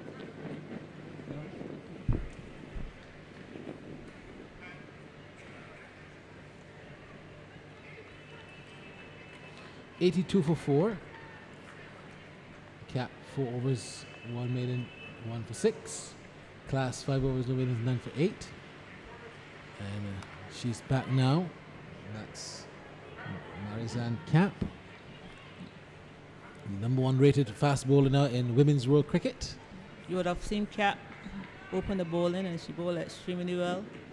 Nice tight lines and lengths just on top of the off stump. And that's what you're looking for from a fast bowler.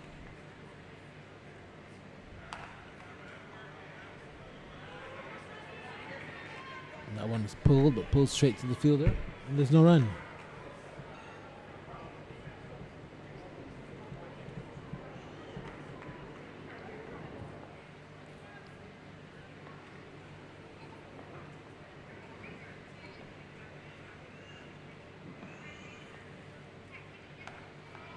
Again, that one is punched to a cover point for 1. Campbell is now starting to open up. She's looking aggressive, and I hope that she can continue to see the rest of this victory in this game. No, still a long way off, but it's a very interesting game, a good game we've got here, I can tell you that. This partnership has kind of energized things. We still have DeAndre in the middle, so anything is possible when DeAndre is at the wicket.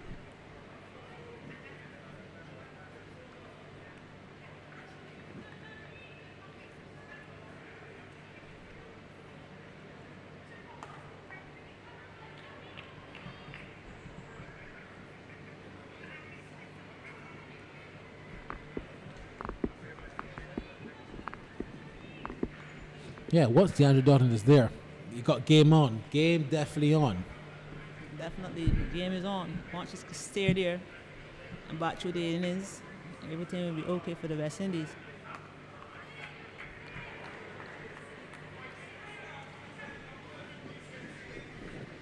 So the over has ended, and at the end of it, it's 83 for 4, with Doughton on 19 from 20 balls, 2 fours, and Shameen Campbell 11 from 17 balls. She hasn't struck a boundary as yet.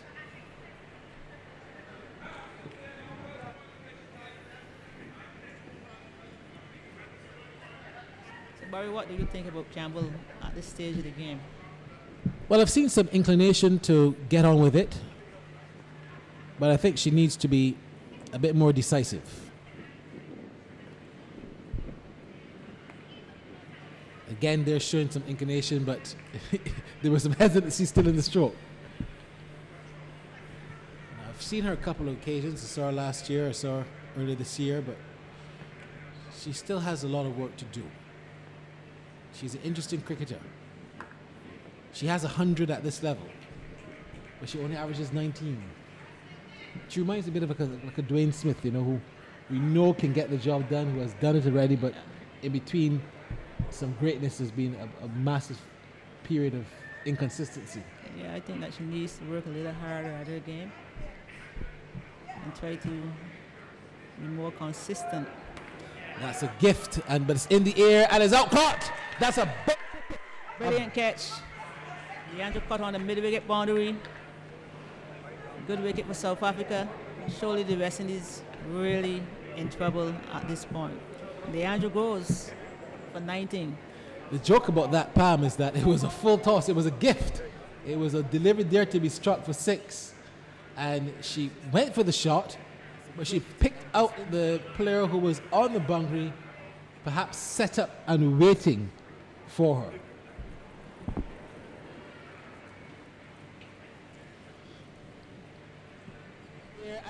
So the West Indies now in trouble. 84 for 5, with Doughton gone for 20, and it's Marissa Aguilera, the former captain, now coming into bat, and this is going to be a big task for her. She has a lot of work to do if she's to get them even closer. I think Campbell is going to perhaps begin to feel the pressure a little bit here now. Rightly so. Leandra certainly was looking good. Now she's back in the pavilion. We wait and see what Aguilera will do. After the Fletcher paddock to come next, but for what I've seen of these women, I don't know if Aguilera goes now. I don't know if the remaining batting in Connell, Selman, Fletcher, Mohammed. I don't know if they have it within them to get to 202 runs. I'm not sure. I know they can give up some runs, but to get to the 200 will be a difficult task. You see, the thing about this West Indies women's is that you need a big innings from either Dottin, Taylor, or Matthews. Right. And that didn't happen. One of those three have to come big. That didn't happen today, so when that doesn't happen, we are always in problems. We are always searching for who the next batter will provide us with runs. And at this point now, it's going to be quite difficult. Well, the opportunity again arises for Marissa Aguilera.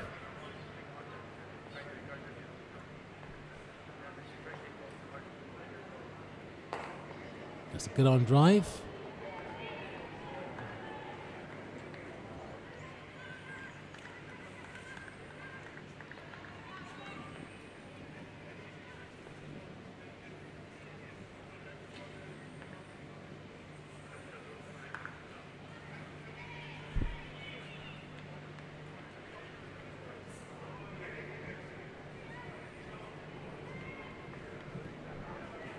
And that's the over.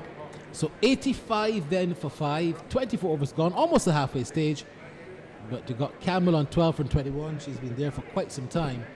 And Aguilera just got the single. It's 85 for 5. We've got good weather now though, Pam, and it's a pity that that has not been matched by a very bright West Indies batting performance. At this stage of the game, you would have expected that the West Indies would have put up a better show, but it did not. So we would just hope that the pair that is in now can start to rebuild a partnership to see if we can get that 200 or even get close.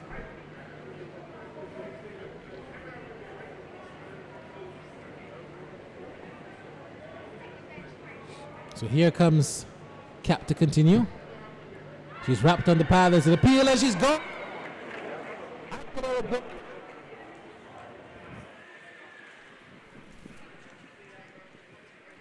When you put the trams on that, you might very well see it was still hitting an umpire's call. I thought that ball hit her a little bit high though. Here comes Very high. Cap to I continue. don't think that she thinks She's wrapped on the pad. There's an appeal. she should have been given up.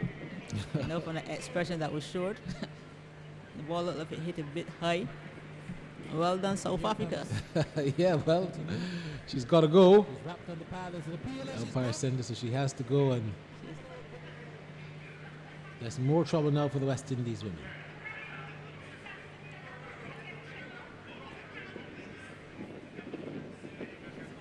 Cap to continue. She's wrapped on the pad. There's an appeal, and she's gone. The new batter is now Alfie Fletcher, the Canadian. Shabane Campbell, now like we spoke about how positive she is a cricketer, she now needs to take full control. That's right. She's a recognized batter now. So she has to take control and try to bat as long as possible to get West Indies up to a decent total.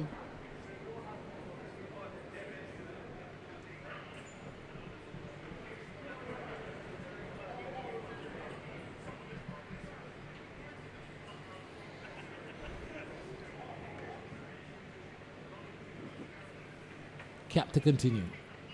Oh, she's wrapped in the pad, and that looks very close as well. That even looked closer than the one that was given. That's right. But not out, says the umpire. Well, if anything, I would have said that was close, and the one that was given was marginal. But the umpire's decision is final. The umpire thought differently.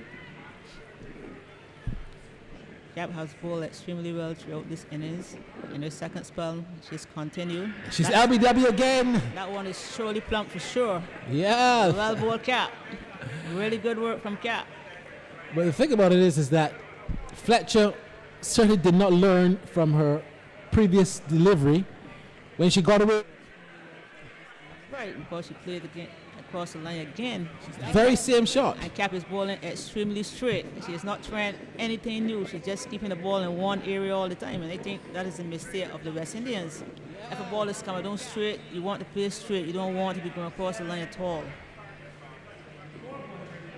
No, that's certainly not wise cricket there from Ashley Fletcher. She should have been playing straight. And in the end, she's going to pay heavily for that. So another wicket bites the dust. The West Indies women now in dire straits, 85 for 7, needing 202 to win, but that seems a long mile away, almost as realistic as the Tridents winning this year's CPL. I'm telling you, the West Indies are in serious trouble at this point. Right now, we are seeing the tail end of the West Indies batters coming in. And what can Anisa do, Barry? Well, Anisa Muhammad is not known for her batting. She has the ability to bat, but she's not known for any match-winning knocks. We've seen her win matches with the ball, but not the bat. Here comes Cap now to bowl to her. And she's driving straight back to Cap, and there's no run. Like I said, Shemaine Campbell now has to step up. She's got to really score some runs. She's got to take the bull by the horn. There's no question about that. She have to. She's the last recognized batter. And this is her role to see that she continues to stay at the crease, continue to rebuild the innings. Her highest score in 112 matches is 31 not out. She averages only 10, so she's not known for batting at all. She's got 145 wickets, which is the most impressive on her CV. She's cutting that nicely down to the third man area for 1.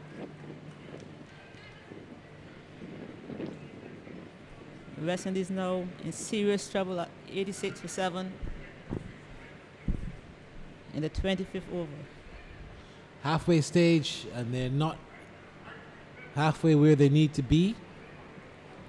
At this stage, South Africa were 112 for 2. So a bit of a difference there. I think back then they would have just gotten rid of Lees. But it's going to be the bowling now of, the same Lees who's going to be delivering. And she's going to be bowling to Anisa Muhammad, a 30-year-old who just turned 30 actually last week from Trinidad and Tobago.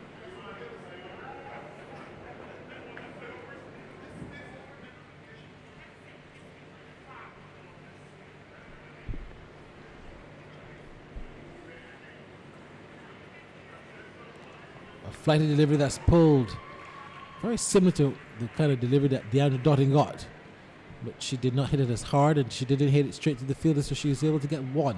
Right, she is not as strong as Dotting, so that ball would not carry that far.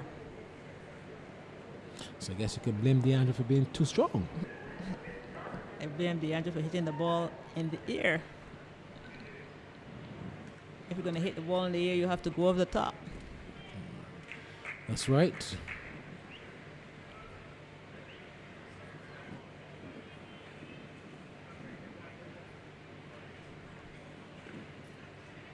So Barry, tell me, what do you think of South Africa? Do you think they're going to win the game? At this stage, I would say yes. I mean, 7 wickets down. West Indies have lost the potent part of their batting. I'll be surprised if they lose it from here. Oh, they're appealing for a catch at the wicket. The keeper says yes. The bowler says yes. The slip fielder says yes. But the umpire says no, and that's the only no that matters. Well, ball again from Lees.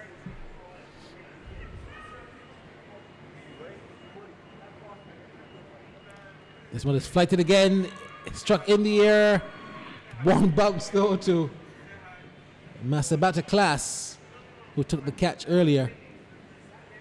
They've got to be careful. If I were the captain of South Africa, you don't need those women so deep. And I think she recognizes it now. They're 3/4 way. Yeah. Because you must recognize that they don't have the strength of a Deandra Dotting. They're not going to hit the ball that far. They can't hit 6s. Had Class been where she is now, where she's moving from now, had she been in that position for that last delivery, that would have been another catch. That's right. Fletcher would have been gone. It would be a simple catch. But she was on the boundary, so ball went 1 bounce. But I guess the South African captain is learning the West Indies cricketers as time goes by. So perhaps by the third game she would have understood all of the strengths and the weaknesses. I think that South Africa would have played West Indies a lot more than some of the other playing nations. Mhm. So obviously, yeah, the captain would know the players really well. And over a period of time, they would have watched videos of these players so they know the strengths and weaknesses so they could actually work on them. So it's going to be class to continue. Bowling to Mohammed. Campbell, correction. No, it is Mohammed, correction. Let's see if Mohammed can pull something out of the hat. South Africans are bowling one side of the wicket, which is causing problems for the West Indies. They are not giving away anything. If the West Indies want runs, they really have to work for the runs. Have to look to find the gaps.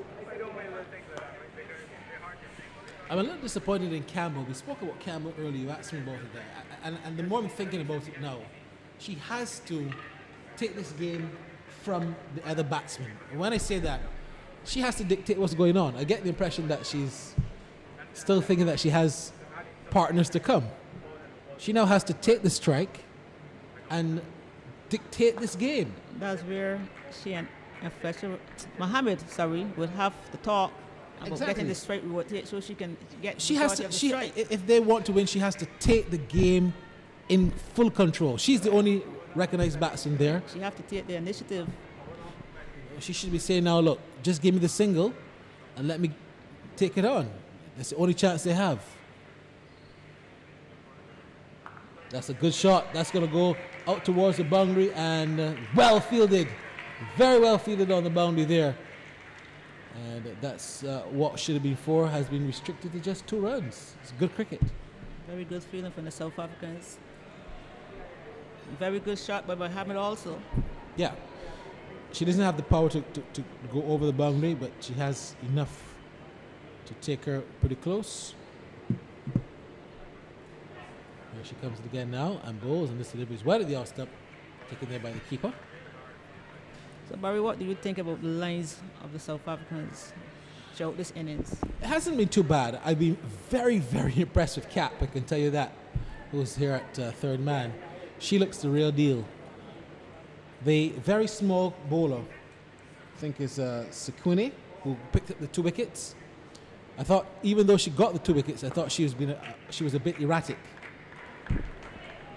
Yeah, at times she bowled a little bit wide. Oh, but she still kept her composure.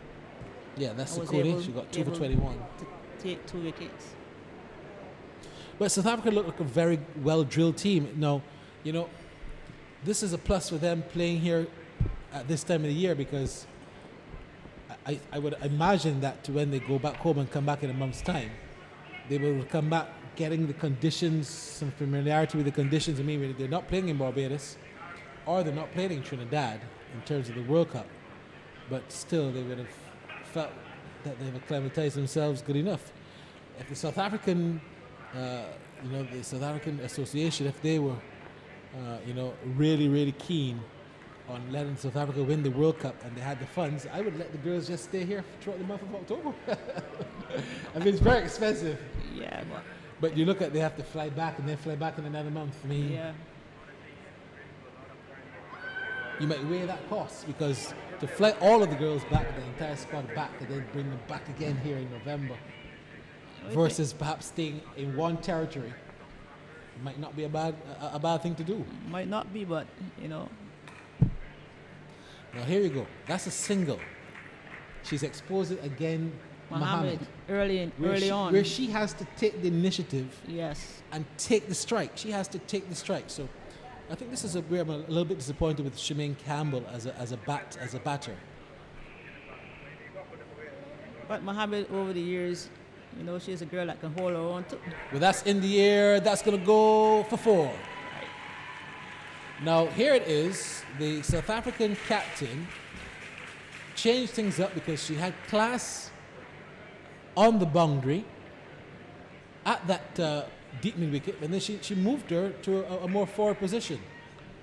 But that was very good batting, very good hitting there from Mohammed. Yes, and this is known for hitting the ball really hard in the closing overs, and she came in at a time where she can do that. She have all the freedom in the world to do that. Here she comes in again and bowls, and this time is a struck again. That's going to go in the gap. That's 4 more. She's batting really well. No, she hits the ball as well. Very good shot by Anissa to the wicket for 4.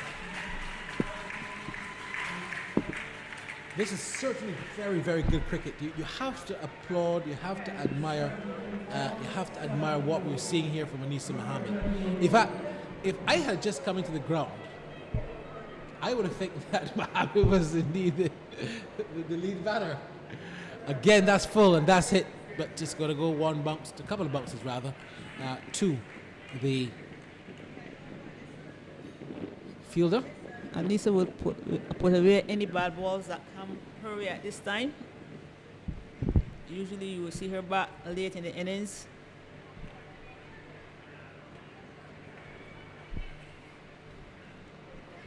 So Campbell's going to have the chance now to be on strike.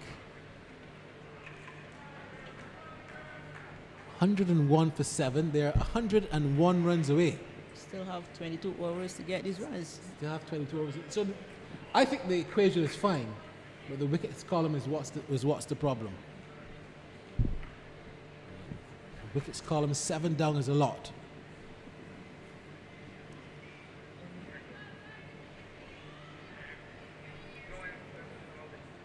So Rasibe Nikoze is back. What do you know? Mohammed is on strike.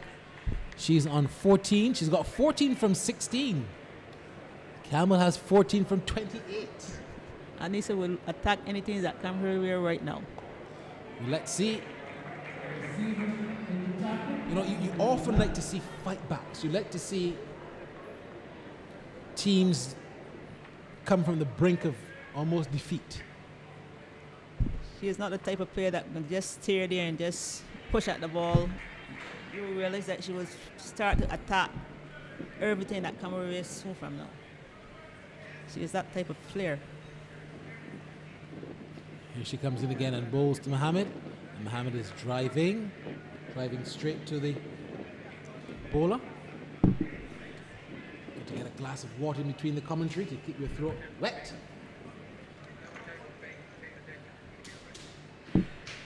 Again, that delivery is just on the line of the middle stump. There's some cricket being played in Barbados today. Elite Division game being played at Rice's.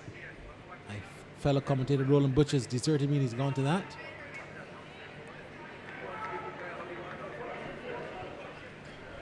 $101 for 7. I'm really surprised, Pam, that we didn't get any more rain because I thought that the bad weather will have continued throughout. As this delivery is short, looking to cut is Mohammed. Taken there at the first slip by the captain, Danny Van Niekerk. So, the partnership is now what, just 16, but do you think that they can pull something out of the hat? I think they could. Once this player stay at the wicket, continue to bat the way they are batting, I think they can make a game of it.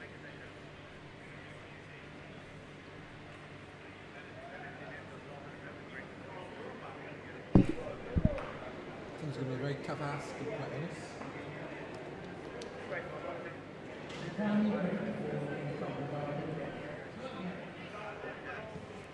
I think they are still behind the Arts career at this time. Need to step it up a little bit. That's the googly. They're appealing for LBW. Now that says the umpire. Good decision. Yes, I think it was a good decision.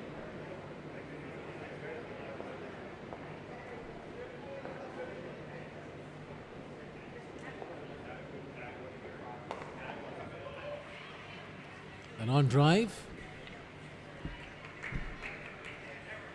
That certainly was a good fielding there from Marizan Cap. Here she comes in again now and bowls, and this delivery is a full delivery. Brings the batsman forward on the front foot and just plays it defensively, and there's no run. So you've got two good leg spinners here for South Africa. That's very important to note. And the captain, Van de Kirk, and of course the bowler we were watching earlier. Short and punched away straight to the cover. No run again.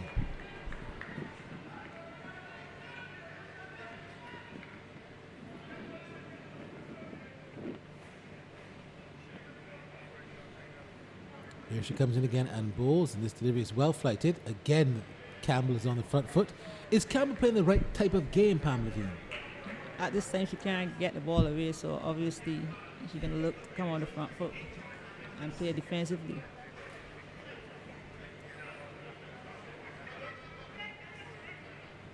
I think when the fast bowlers come back and attack, you will see a better game from Campbell.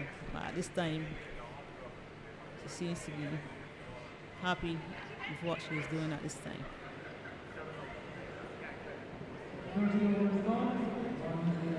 So the over has ended, and we're seeing a little bit of a revival.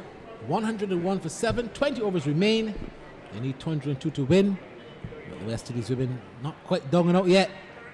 Mohammed is still showing she wants to fight, and with her is Campbell, who's been there for a long, long time. She's batted at number 5. She has 14 runs from 32 balls. Mohammed has 14 from 22. Mohammed is on strike. This delivery is outside the line, the off stump, and cut away. That's gone into the gap. That's going to go down the hill. Will it get to the boundary? No, it doesn't. Good feeling there from Dupreza, stopping what should have been a 4th. That's a good feeling there from Mingdon Dupreza. That's right, very good feeling. The ball came all down to the boundary. She slid and she just knocked it back in. Saved 2 runs. On drive, out to the mid-on area, and there is no run. 104 for 7.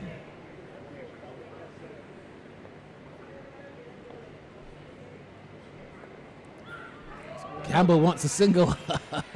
Oh, that's going to be 4 extras. 4 overthrows, correction. That's the 3rd time in the innings that we've seen 4 overthrows unnecessary. Whoa, Barry, what is going on? Well, this is what a little pressure does. Now, you had a situation where, Pam, where West Indies seemed down and out.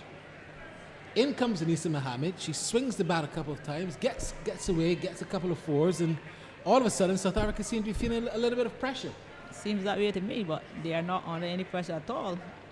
You know, so I feel that South Africa just continue to play the way they has played throughout this innings. That's another quick single. So Campbell gets away with 4 lucky runs because she didn't deserve those runs, I can tell you. There's no reason for any unnecessary overthrows at this stage of the game. You know, South Africa is in control. So the extra runs really helps the West Indies.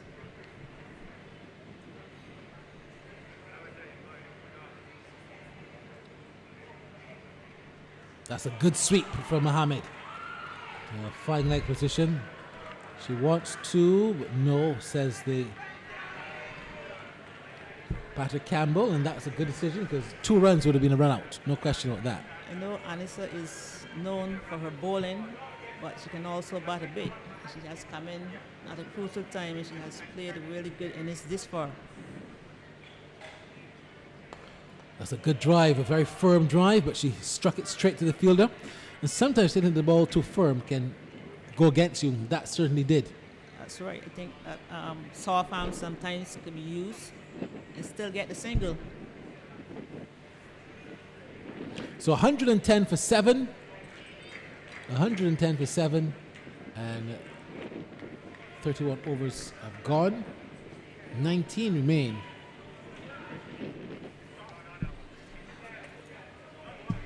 19 remain, and I think at this stage we're in for quite an exciting climax to this match.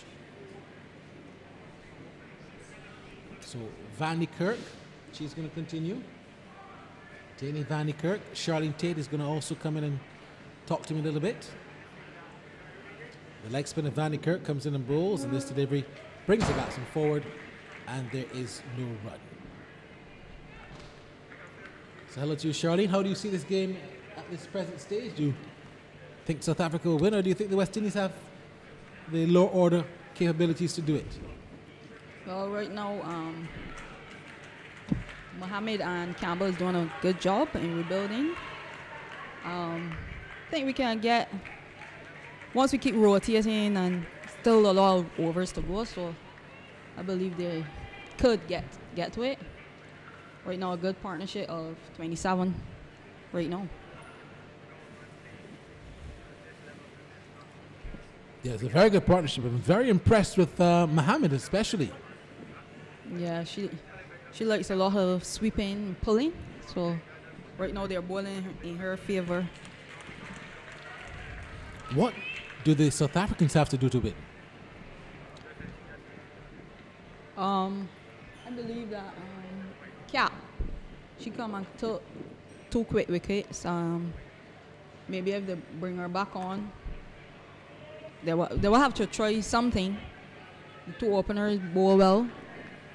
Right now, the spinners are getting a little hit, so bring back on a fast bowler. But as I said, the partnership is going nicely.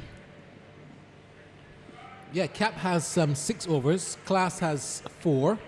Sorry, Cap has 4 and Class has 4 as well. Sekone has 6. Van Kirk only has 3 after this. Mikaze has 5 and Lees has 4. That's 6. This delivery brings her on the front foot. The over has ended 112 for 7. Do you agree with me that Campbell needs to take a bit more initiative at this water break as we discuss Campbell? Yeah, she needs to, because only Mohammed is going right now, so the other person needs to do the same as well. Just if anything, if Mohammed is going, Campbell needs to just give her the straight and keep rotating. Well, it's the water break. We're going to take a little bit water break as well, just to refresh ourselves, and we'll be right back.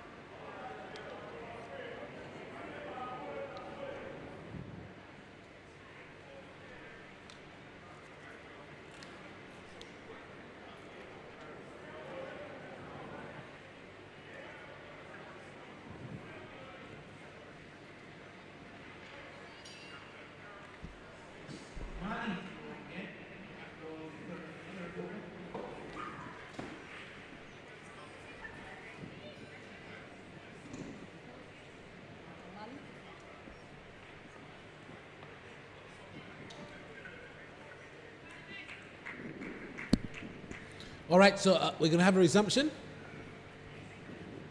It's going to be a new bowler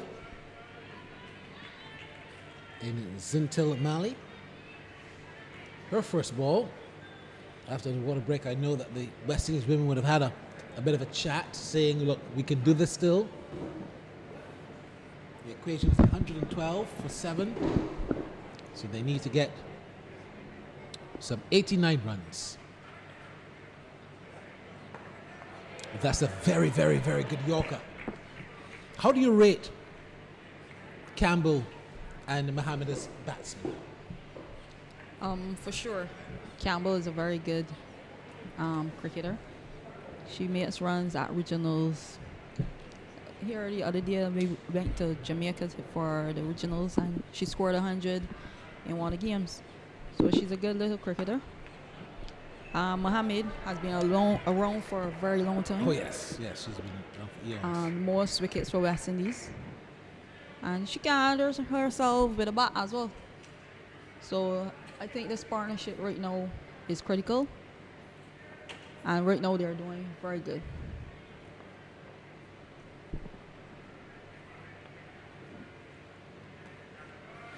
That was short outside the off stump.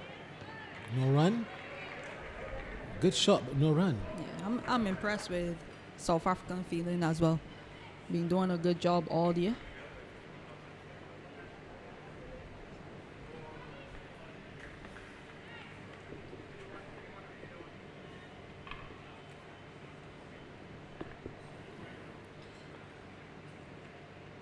Oh, that's a good shot. That struck backward of square. That's going to go into the boundary for 4. It deserved 4. That was a top shot. There's no one there at the backward square leg region. It was pitched upon her legs and she whipped it and whipped it well. This game still has some life in it.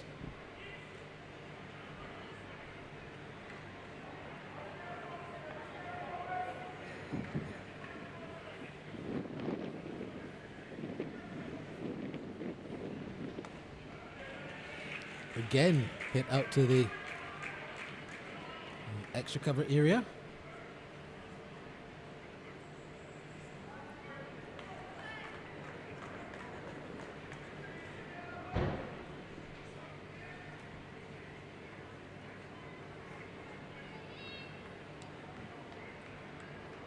So he runs from that over.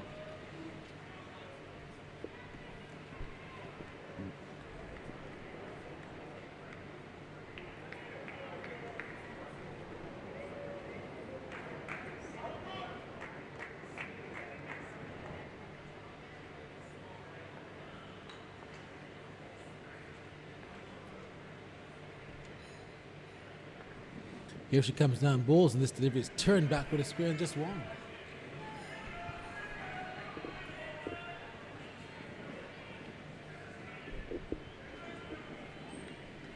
I think if South Africa should get a wicket, they will have to set up Mohammed here. Yeah, by her wicket. Yeah. Because she loves to sweep and she's hitting it in the ear, so they will have to set her up. Well, we have to wait to see if they're thinking at you.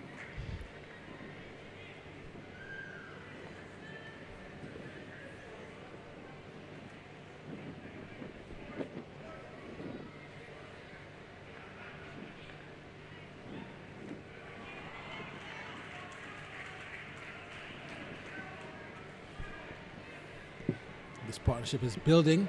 The partnership is now worth some 35 runs. It's a very, very important partnership.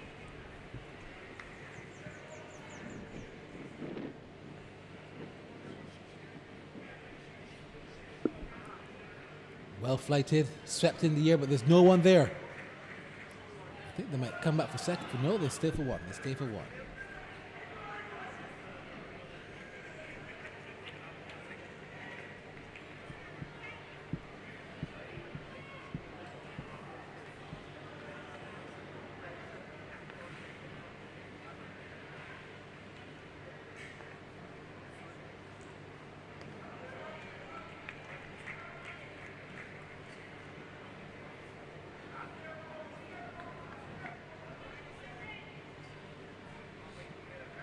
So the field is well spread, very well spread field.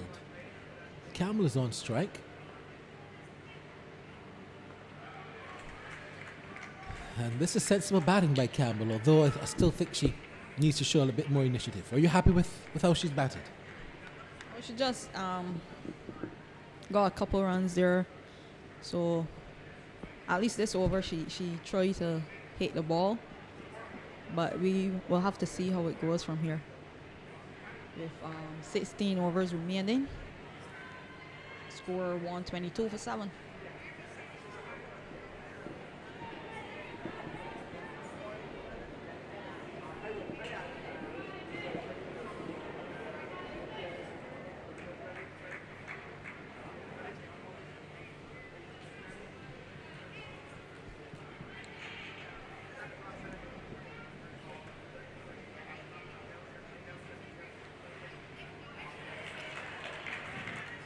And that's going to be another couple of runs. Well, no, just one. Just one run. At least it gets Campbell on strike, but Mohammed for 25 and 33 is holding her own quite nicely. Yeah, she's doing well. Not the quickest between the wickets, but she's doing very well.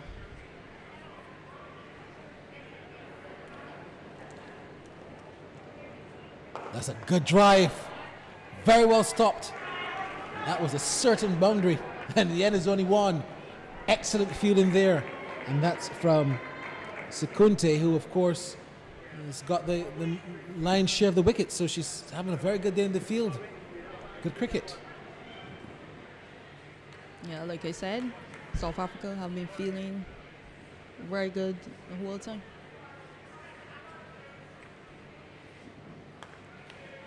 Yeah, South Africa have caught well. They've fielded well. It's been a good game, I must tell you. I mean, we're seeing a fight back now, even though I still think South Africa are on top. But we're seeing a fight back. Yeah, it's a good game. The football is going very well. Partnership is 38. So just hope that it can get home. We're going to sweep, and that's going to be a wide. This pressure is indeed very, very good for the West Indies, because it is beginning to tell a little bit on the South Africans. They've showed some cracks. Yeah, because they would think that getting the top 5 wickets that they would have been home already, but this fight here between these two is very good.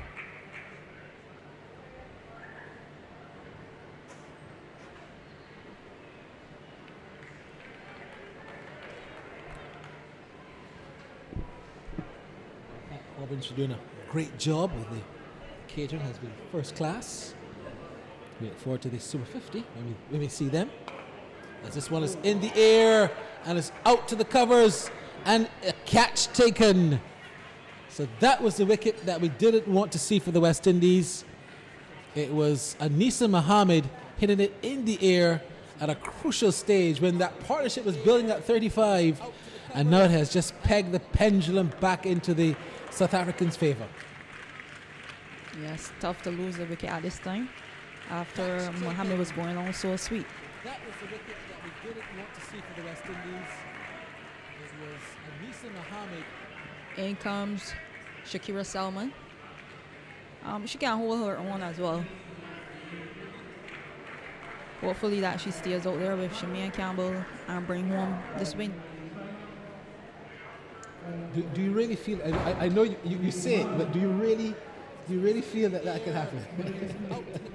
Once they're still there, it's a possibility. You know that Campbell can, what she can do, and I know that Shakira can hold herself as well. It's just about staying there in the middle. That was the wicket that we didn't want to see for the West Indies. So it's now 124 for 8. We've got the West Indies women needing to get some 78 runs. 78 runs, and they have 15 overs to do it. So they have the time to do it. Just not the wickets. Just not the wickets. So we've only got 2 wickets left. But the field is spread, and if they could just keep getting the singles, you can get odd boundary, maybe the odd two. Yeah. How good a batsman is Shamila Connell? Shamila she can hit a ball, but sometimes she gets overexcited, I can see it. But, sometimes she gives her wicket away. But so right now, Shakira will have to stay out there with Shamia Campbell. Well, it's over. It's going to be interesting to see now how the captain is going to rotate her bowlers. Yes, look like Class is coming back. Oh no, she's not. Well, she is. Yeah, she's going to bring back Class. There's a station in Jamaica named Class FM, KLAS. So when I see that name, I smile. So it's 124 for 8.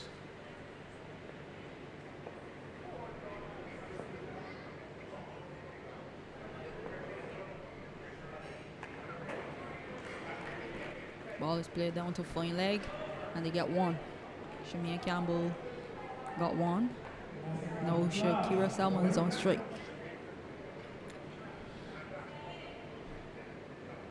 Yeah, well, let's see if she's going to be able to swing that bat like you profess that she can. She can swing the ball, she can bowl fast. Let's see what she can do with the bat.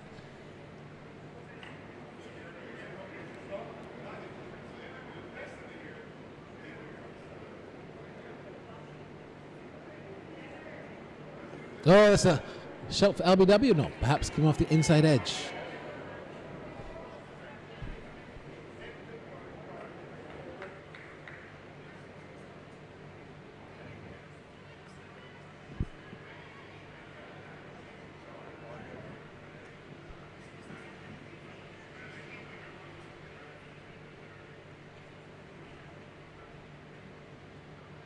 Again down the leg side, and that's going to be signaled wide.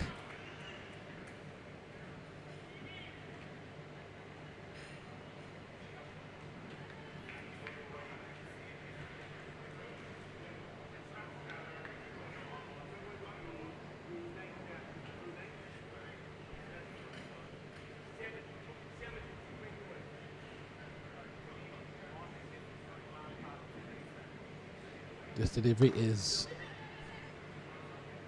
hit to the cover point area. Still can't score.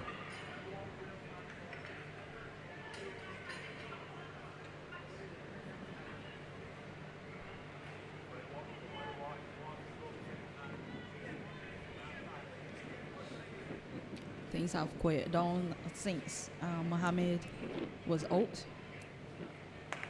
Yeah, you expect that to happen because Campbell now needs to take the reins again and decide if she's going to go for the win or if she's going to just meander into the 50th over.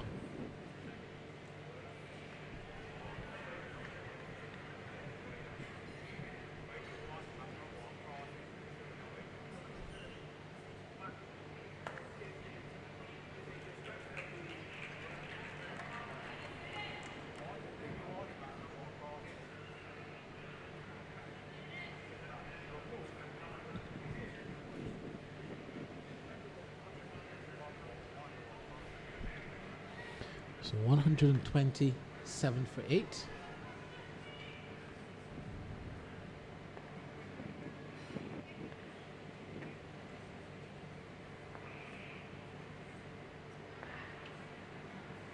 That's a good shot. That's a couple of bounces over the boundary. That's gone for 4.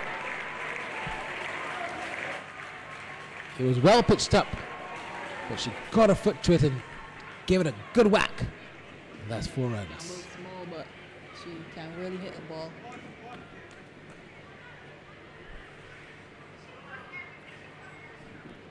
So I think she's what Pamela Levine was just telling me is that Campbell's now beginning to bat, But she's got to perhaps take the singles two off of the last ball. And she has a lot of work to do.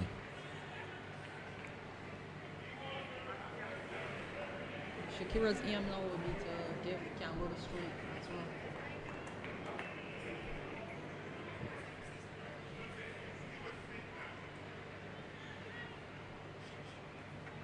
Zankat is back into the attack.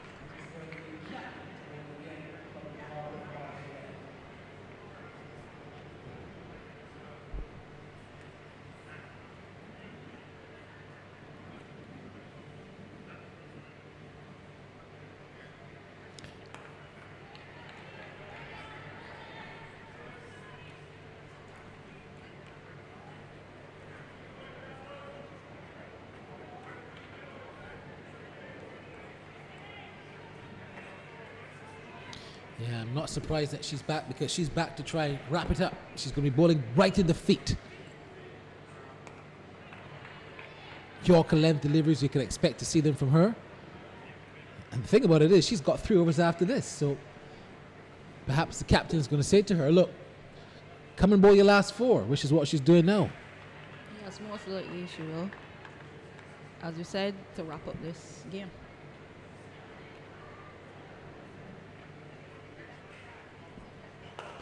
And on drive, straight to the fielder. No run.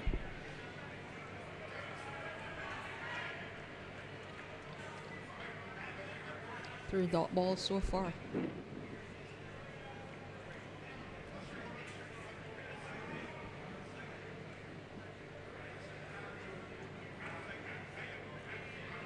Again, another good delivery. Field is well set to mean there's not a bias on either side of the wicket. You've got a third man, you've got a backward point to cover, extra cover, mid-off, a long on, straightish mid-wicket, backward square leg on the boundary and a short fine leg.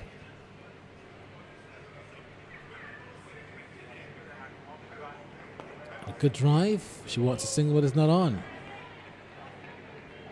Oh, well, the captain's spray the field now to at least give Shakira the single. Keep Shemaine Campbell off straight. What she wanted to do is to get it at the end of the over. Yeah, she does.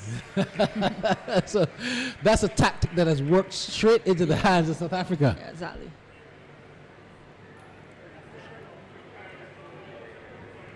So the South Africans won't mind this at all.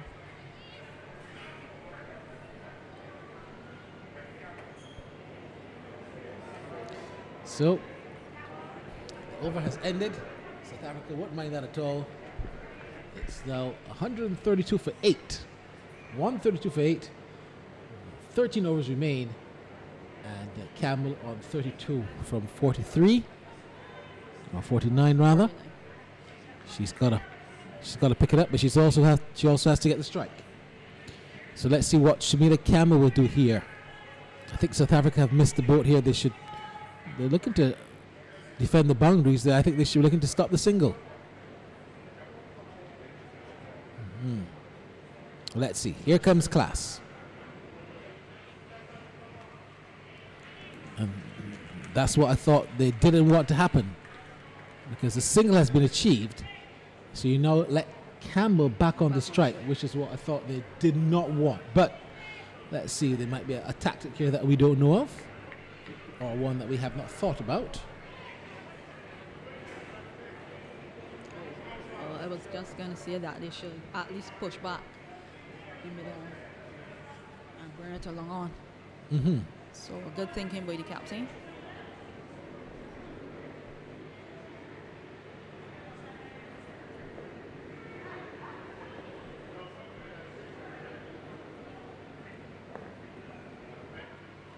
No, that's edge. That's good.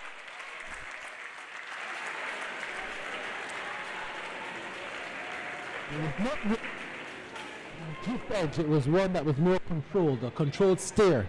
So well played. Very well played, and she's got 4 runs for that.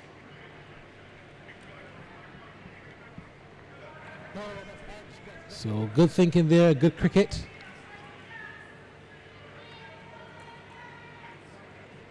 65 more runs to win. Yeah, that's 65 to win. You're right. 2 wickets in hand, though.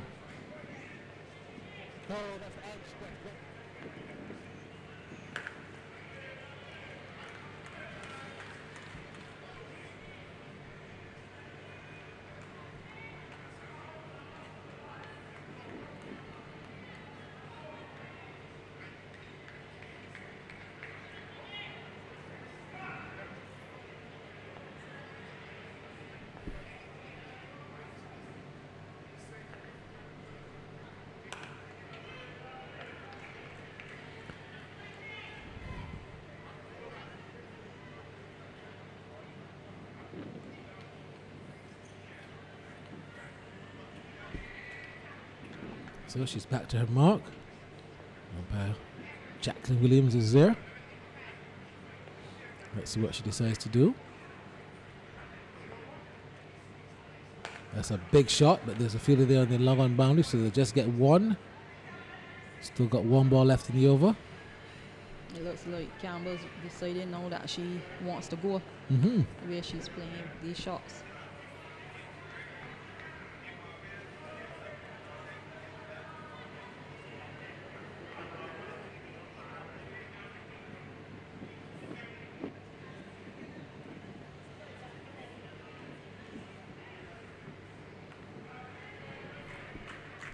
Again, turned down into the leg side,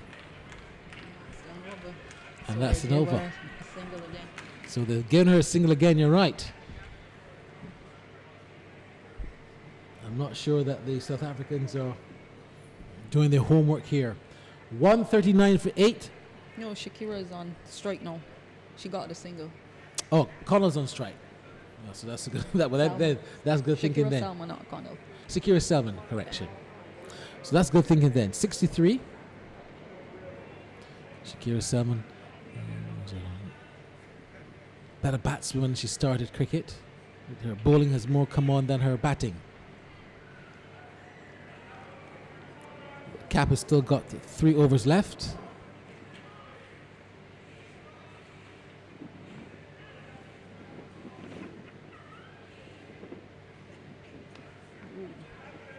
Oh, that was close. That was very close. She's bowled really well. She's into her 8th and 2 maidens, 9 runs, 3 wickets. Yeah, 3 for 9 is fantastic.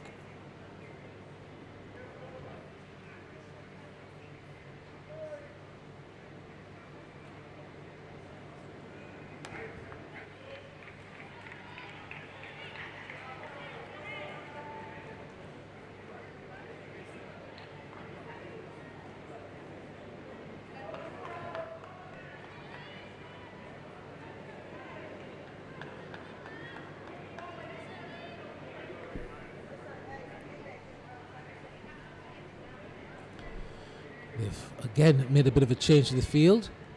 They've moved the fine leg and brought it to a short fine leg, and they've moved the mid on and brought it to a long on. Let's see how that's going to work. I think that's allowing the single, if you ask me. Well, they're going to nip over the single. Chance for a run out, but very minute chance, and that's 1 run taken.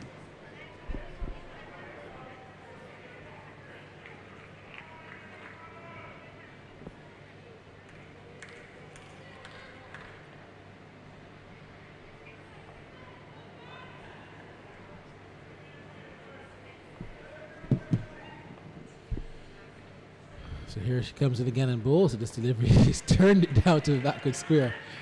At one stage, she was shaping up to cut the ball. But in the end, she just turned it around the corner. One of those little... Maybe she was looking for 2. So she ended up playing it at square. Yeah, could be. Could be.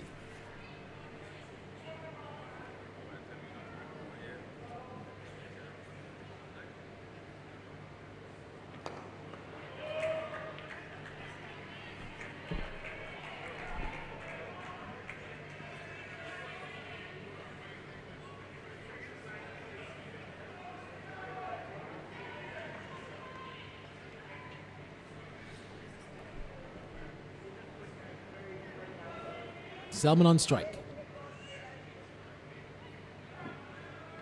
I thought that was a single. Me too. Well, at least Campbell will be still on Yeah, strike. Campbell will be for on this strike, overnight. but I thought that should have been taken. Yeah.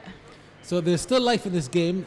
What, 61? Yeah, 61. 61 runs needed, and they have some 11 overs, so 61 from 66. Yes, run a ball, Yeah, can do it.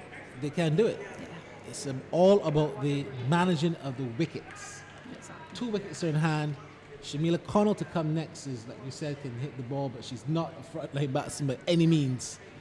So it's about how Campbell manages the innings from here. She needs to play a kind of Dani Van Niekerk kind of innings. Yes. Because she carried the team after a couple of wickets fell, and they had got to the 200 mark. So Campbell will have to stay at this wicket if we are to win this game. Well, Class is back. Class is going to bowl perhaps her remaining 2 overs. She's bowled 8 overs, no man is done for 24. All the South Africans have been very, very stingy. None of them have gone over 30. Here comes Class. And that's the one that struck fine, but just for a single. Early single in the over. And taken through by Campbell. So it means then that Shakira Selman is back on strike.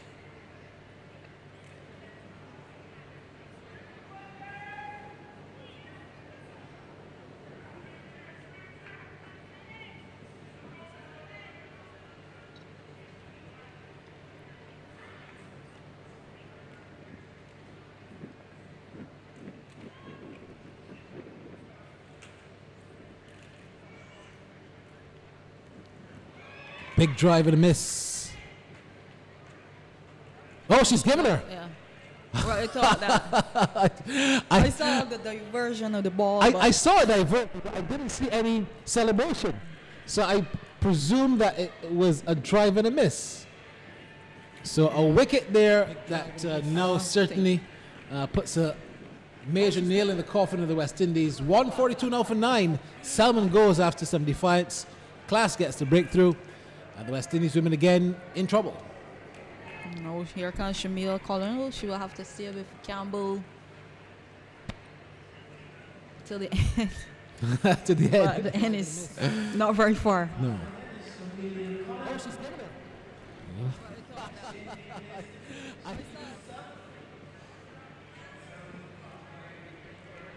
Thought Shakira Selman had the foot movement there.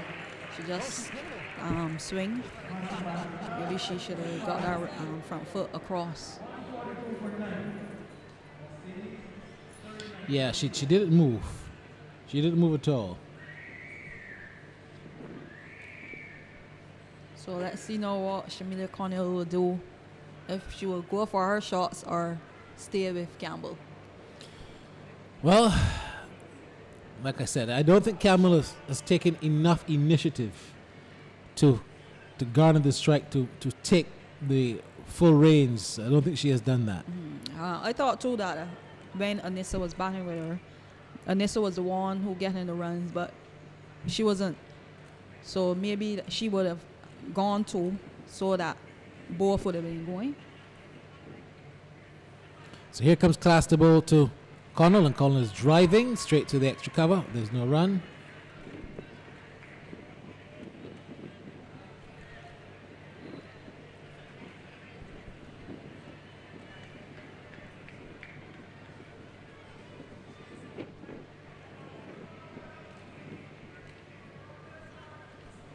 Here she comes again.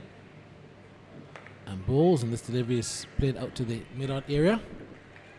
Perhaps the instructions are no need to go for any run, just see her out, and then let me take it from there. I suspect that that's the It should be. instruction. Just needs to back herself, Shamila Connell.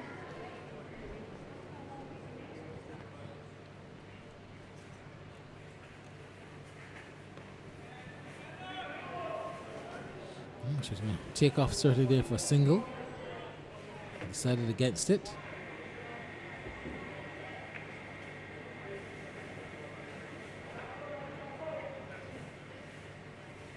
West Indies 142 for 9. Yeah, 142 for 9. Need 60 more runs with the last pair at the wicket.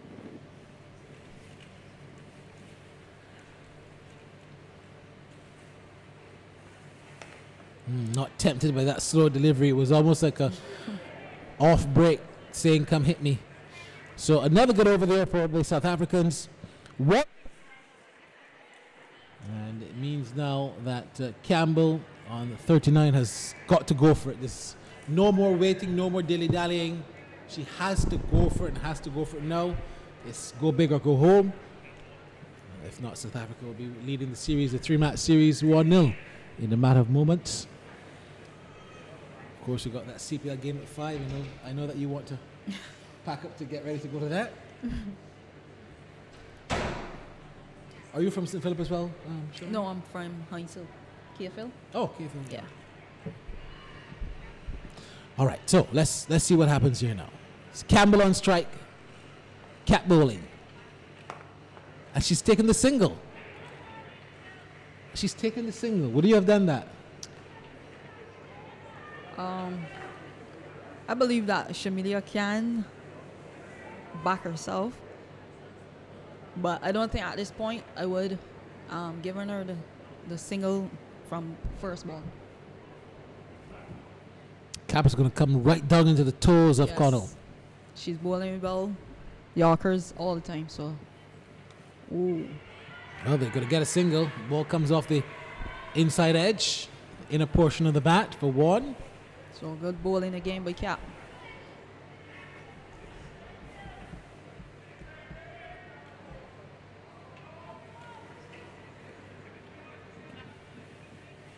South Africans look the better team, both batting and bowling as well.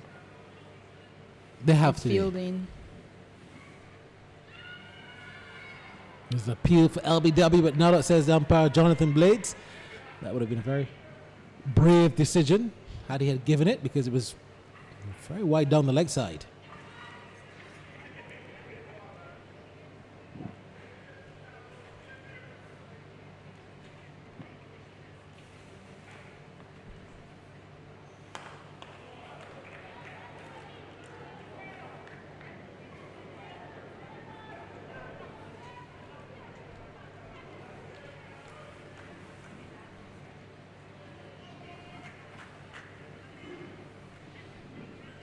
Campbell gets another single, 145 for 9.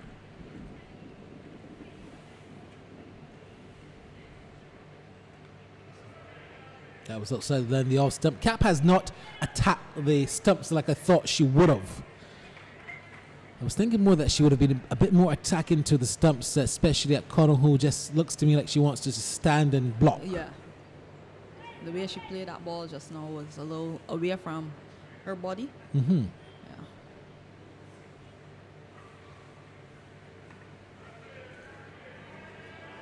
So the over has ended now. 9 remain. And they now need some 57 from 54. You seem to be good at maths. I see it. Oh, you're looking at the board.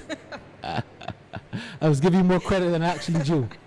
So 57 from 54 is the equation. And it looks to me like the captain is going to bowl her last. Yes, I think she has what? No, she has 2.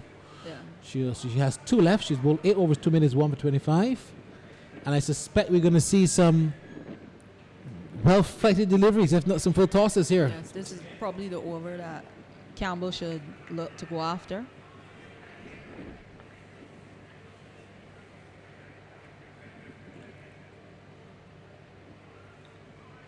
That was in the air to the backward point area.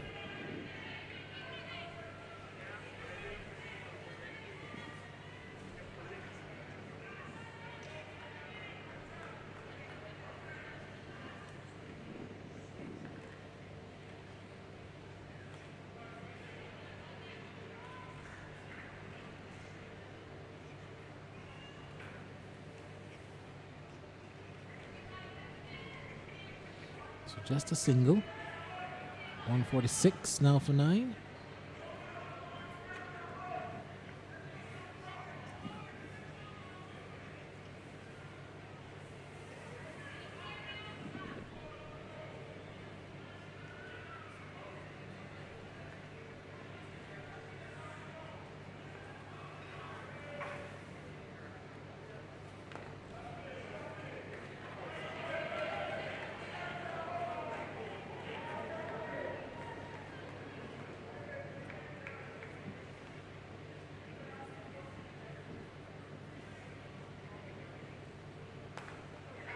That's in the air, but that's gone out to long on. That's going to go for 4.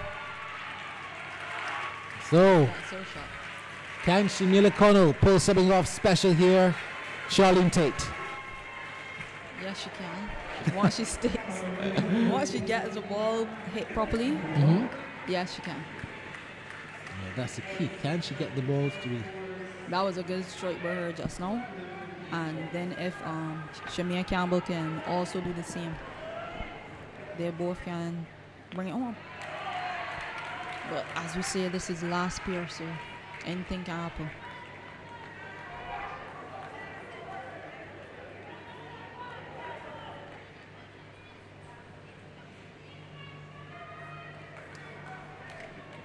Now let's see what's going to happen here.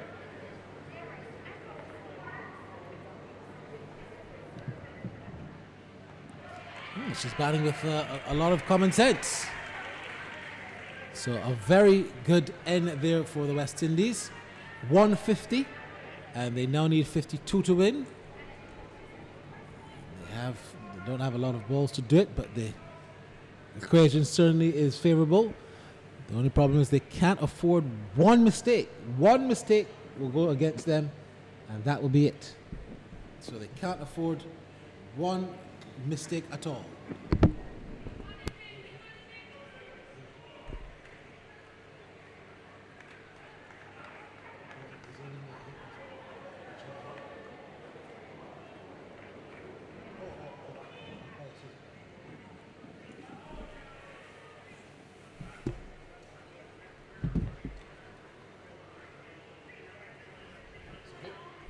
Here she comes down, bowls to Campbell. Campbell gets delivered down the length side. And there is no run. So, who would be your player of the match if you had to choose one? If South Africa wins? We had Lus making, how much did she got 58? Yeah. So she and Wolvart, they built a very good partnership. I'm also favoring Van de Kerk. Well, yeah. And also Cap too, because she came and got 2 quick wickets, which was important. Also to me.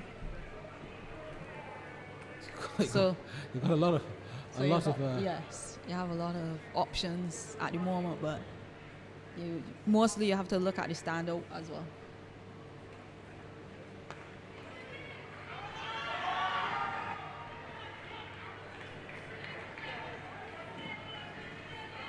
Like you said, Van de Kerk, the captain, steered the ship to a respectable total. She also took 1 wicket as well. Yeah, she got 46 not out. And then she took 1 for, well, so far 1 for 30. Yes, with 1 over remaining. She bowled 9.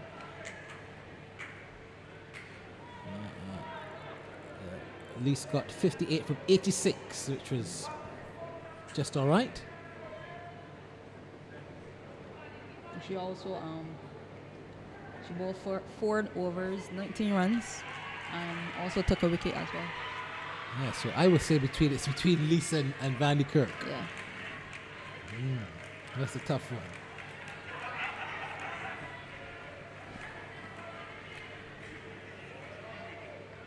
Well, let's see. Let's see what happens. We might have a situation here where Campbell might get unbeaten 17 win. Well, exactly. So until the game finish.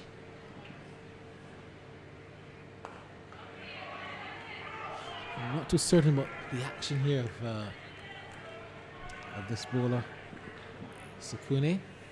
Just seems to have a little chuck. I don't want to call it a chuck, but Introducing we the have to all-new watch the action 500 closely. ml Eco Bottle from Blue Waters. It's easy to open and full of great-tasting sodium-free artesian well water that doesn't spill when you open it, thanks to its wide mouth.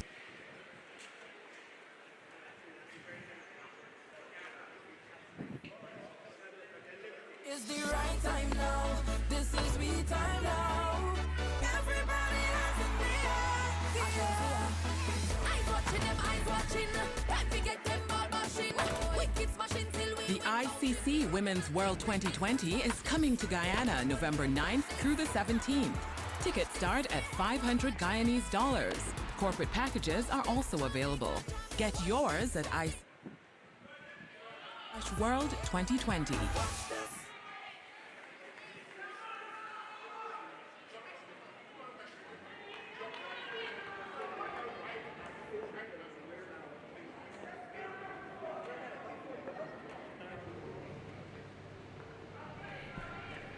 What's interesting is that Campbell has not been tempted by those flighted deliveries. She's just said, look, we're going to play these down and just wait on the bad ball.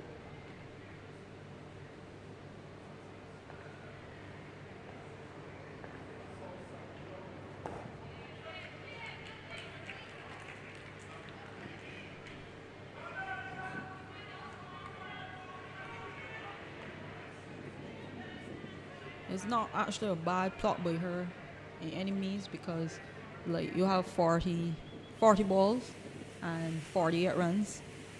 So just, if anything, she should just try to rotate at the moment. Just make sure that the balls don't get away from the runs.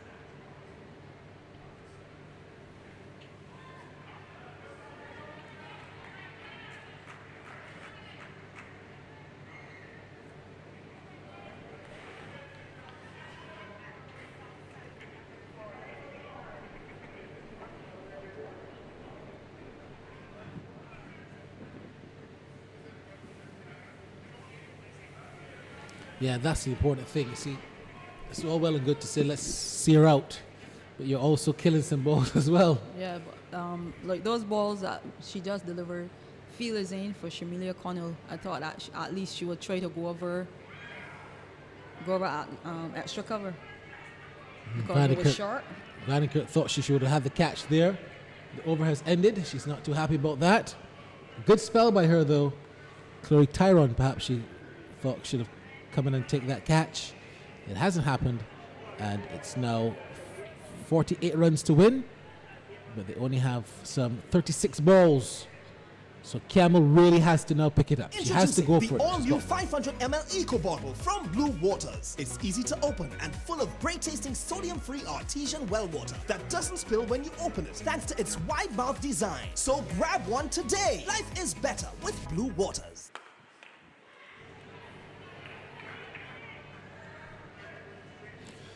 That partnership between Anissa Mohammed and herself should have, if that was more of a match-winning partnership, that would have really sealed the deal. Yeah. Mohammed came out and just looked the part. She's giving the single again.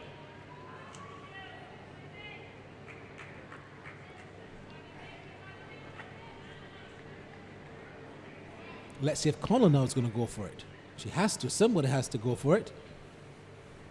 If you need 30 runs from the last over, it's no use. Got to go for it now. Yeah, they need a couple of boundaries in these last couple of overs. Chance to run out here. The direct hit wasn't good enough. But they got the single. So a run is better than none.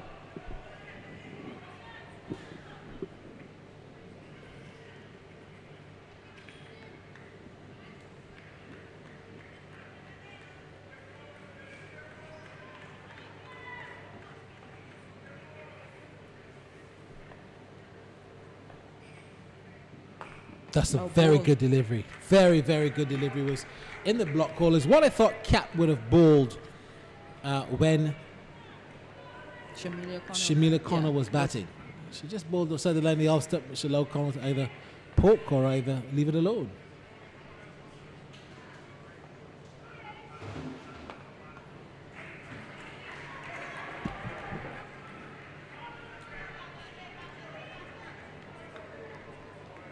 It's turning out to be a very good over.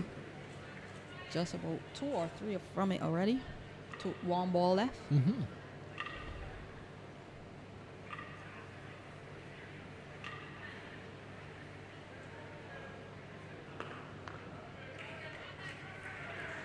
Yeah, I would like to see that action on the slow motion. Forgot to look. Well, does she have another over? Yeah, she does. If she's going to bowl it as another thing. All right, so we've got the equation continues to melt down now. 41 from 30. Is it 44? Yeah, 44 from 30. I didn't think it would have come down to this. I thought South Africa would have seen it home much earlier. But now they've allowed anything to be possible. Yeah, like we said, the partnership between Mohammed and Campbell really did well.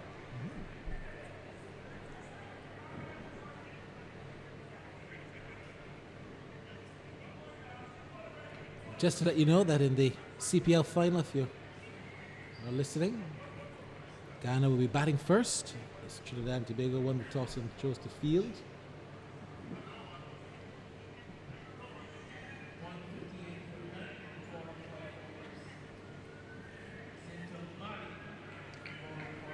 So I don't know about that. That's going to be a tight call.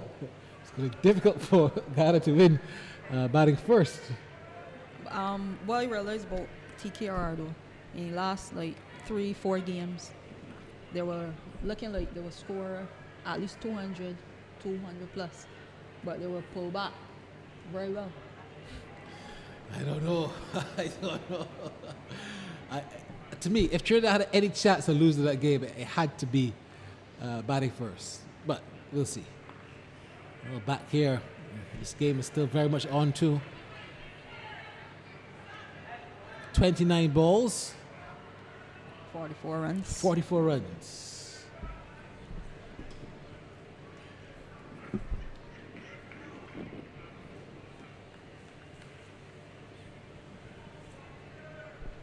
We're going to count now as it continues.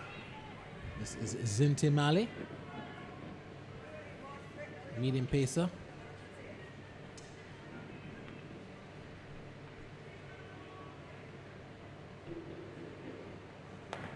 And that's it in the air, chance for a catch, dropping short. It's not going to go into the boundary, but they'll get 2 runs. So 28 now, so 42 rather from 28.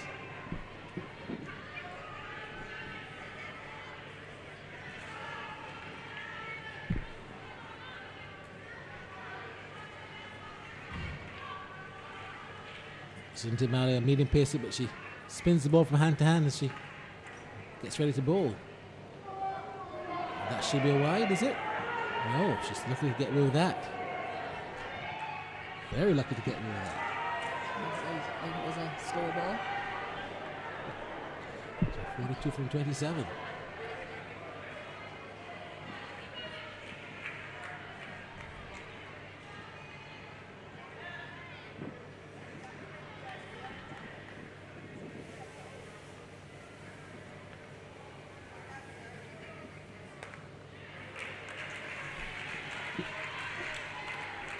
One now from 26.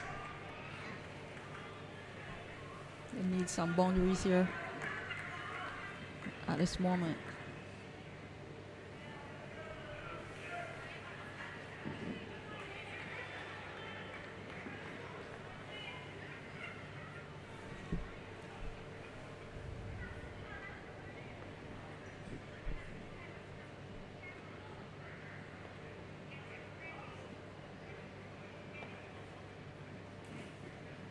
Oh, they're appealing for stumping.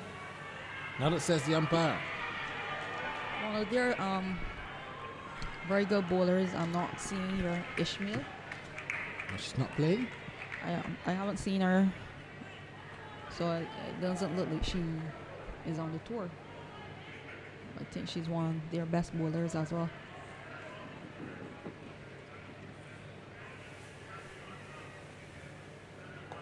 That's in the air. This is a chance for a catch. And the catch is taken. So Campbell loses it at the end. They fell 41 runs short. And I continue to say that I didn't think that Shemaine Campbell played a sensible game in the last 45 minutes. I thought that she was the most experienced batsman, and even though Anisa Mohammed has batting potential, note I said potential or ability, I don't think that Campbell, the experienced batsman, said to me that I am going to take the reins and I'm going to win this game. Yeah, because she was. I'm not saying I'm blaming her at all, but I'm just saying that looking at the situation of the match, I think she should have been much more proactive. Yes, I agree with you. Because she came in at about 5.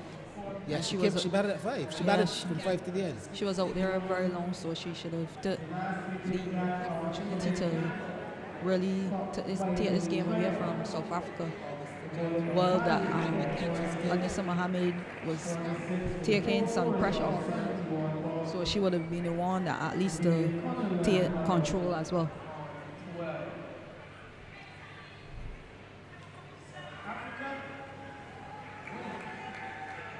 So congratulations then to the South African women. They've won this first one international by 40 runs, and I think you have to give them much credit.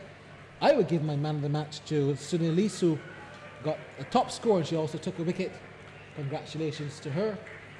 Van de Kurt, I thought, also would have justifiable claims, but to top score and also take a wicket, I think they've had a much better all-round performance. Your final thoughts on this game, Charlene? Like I said earlier, that South Africa looked the better team out there, bowling, batting, fielding. West Indies had a couple drop catches and some misfields, so the better team ended up winning. So I want to say congrats to South Africa as well. So we want to thank all of the participants here today for this match as it winds down. And we have to say that it was a game that was competitive, but one that the South Africans deserved to win. I want to thank Bell's Imagery for providing this stream, and I want to indeed congratulate South Africa. We'll be back here on Wednesday for match number 2. But thank you so much for Charlene Tate, Kishana Knight, Pam Levine, and earlier Roland Butcher. But on behalf of everyone, we want to thank you so much, Cricket West Indies, as we wrap up the stream and say good night from Kensington Oval. And I want to thank you, Barry, for having me as well. So good night. Thank you.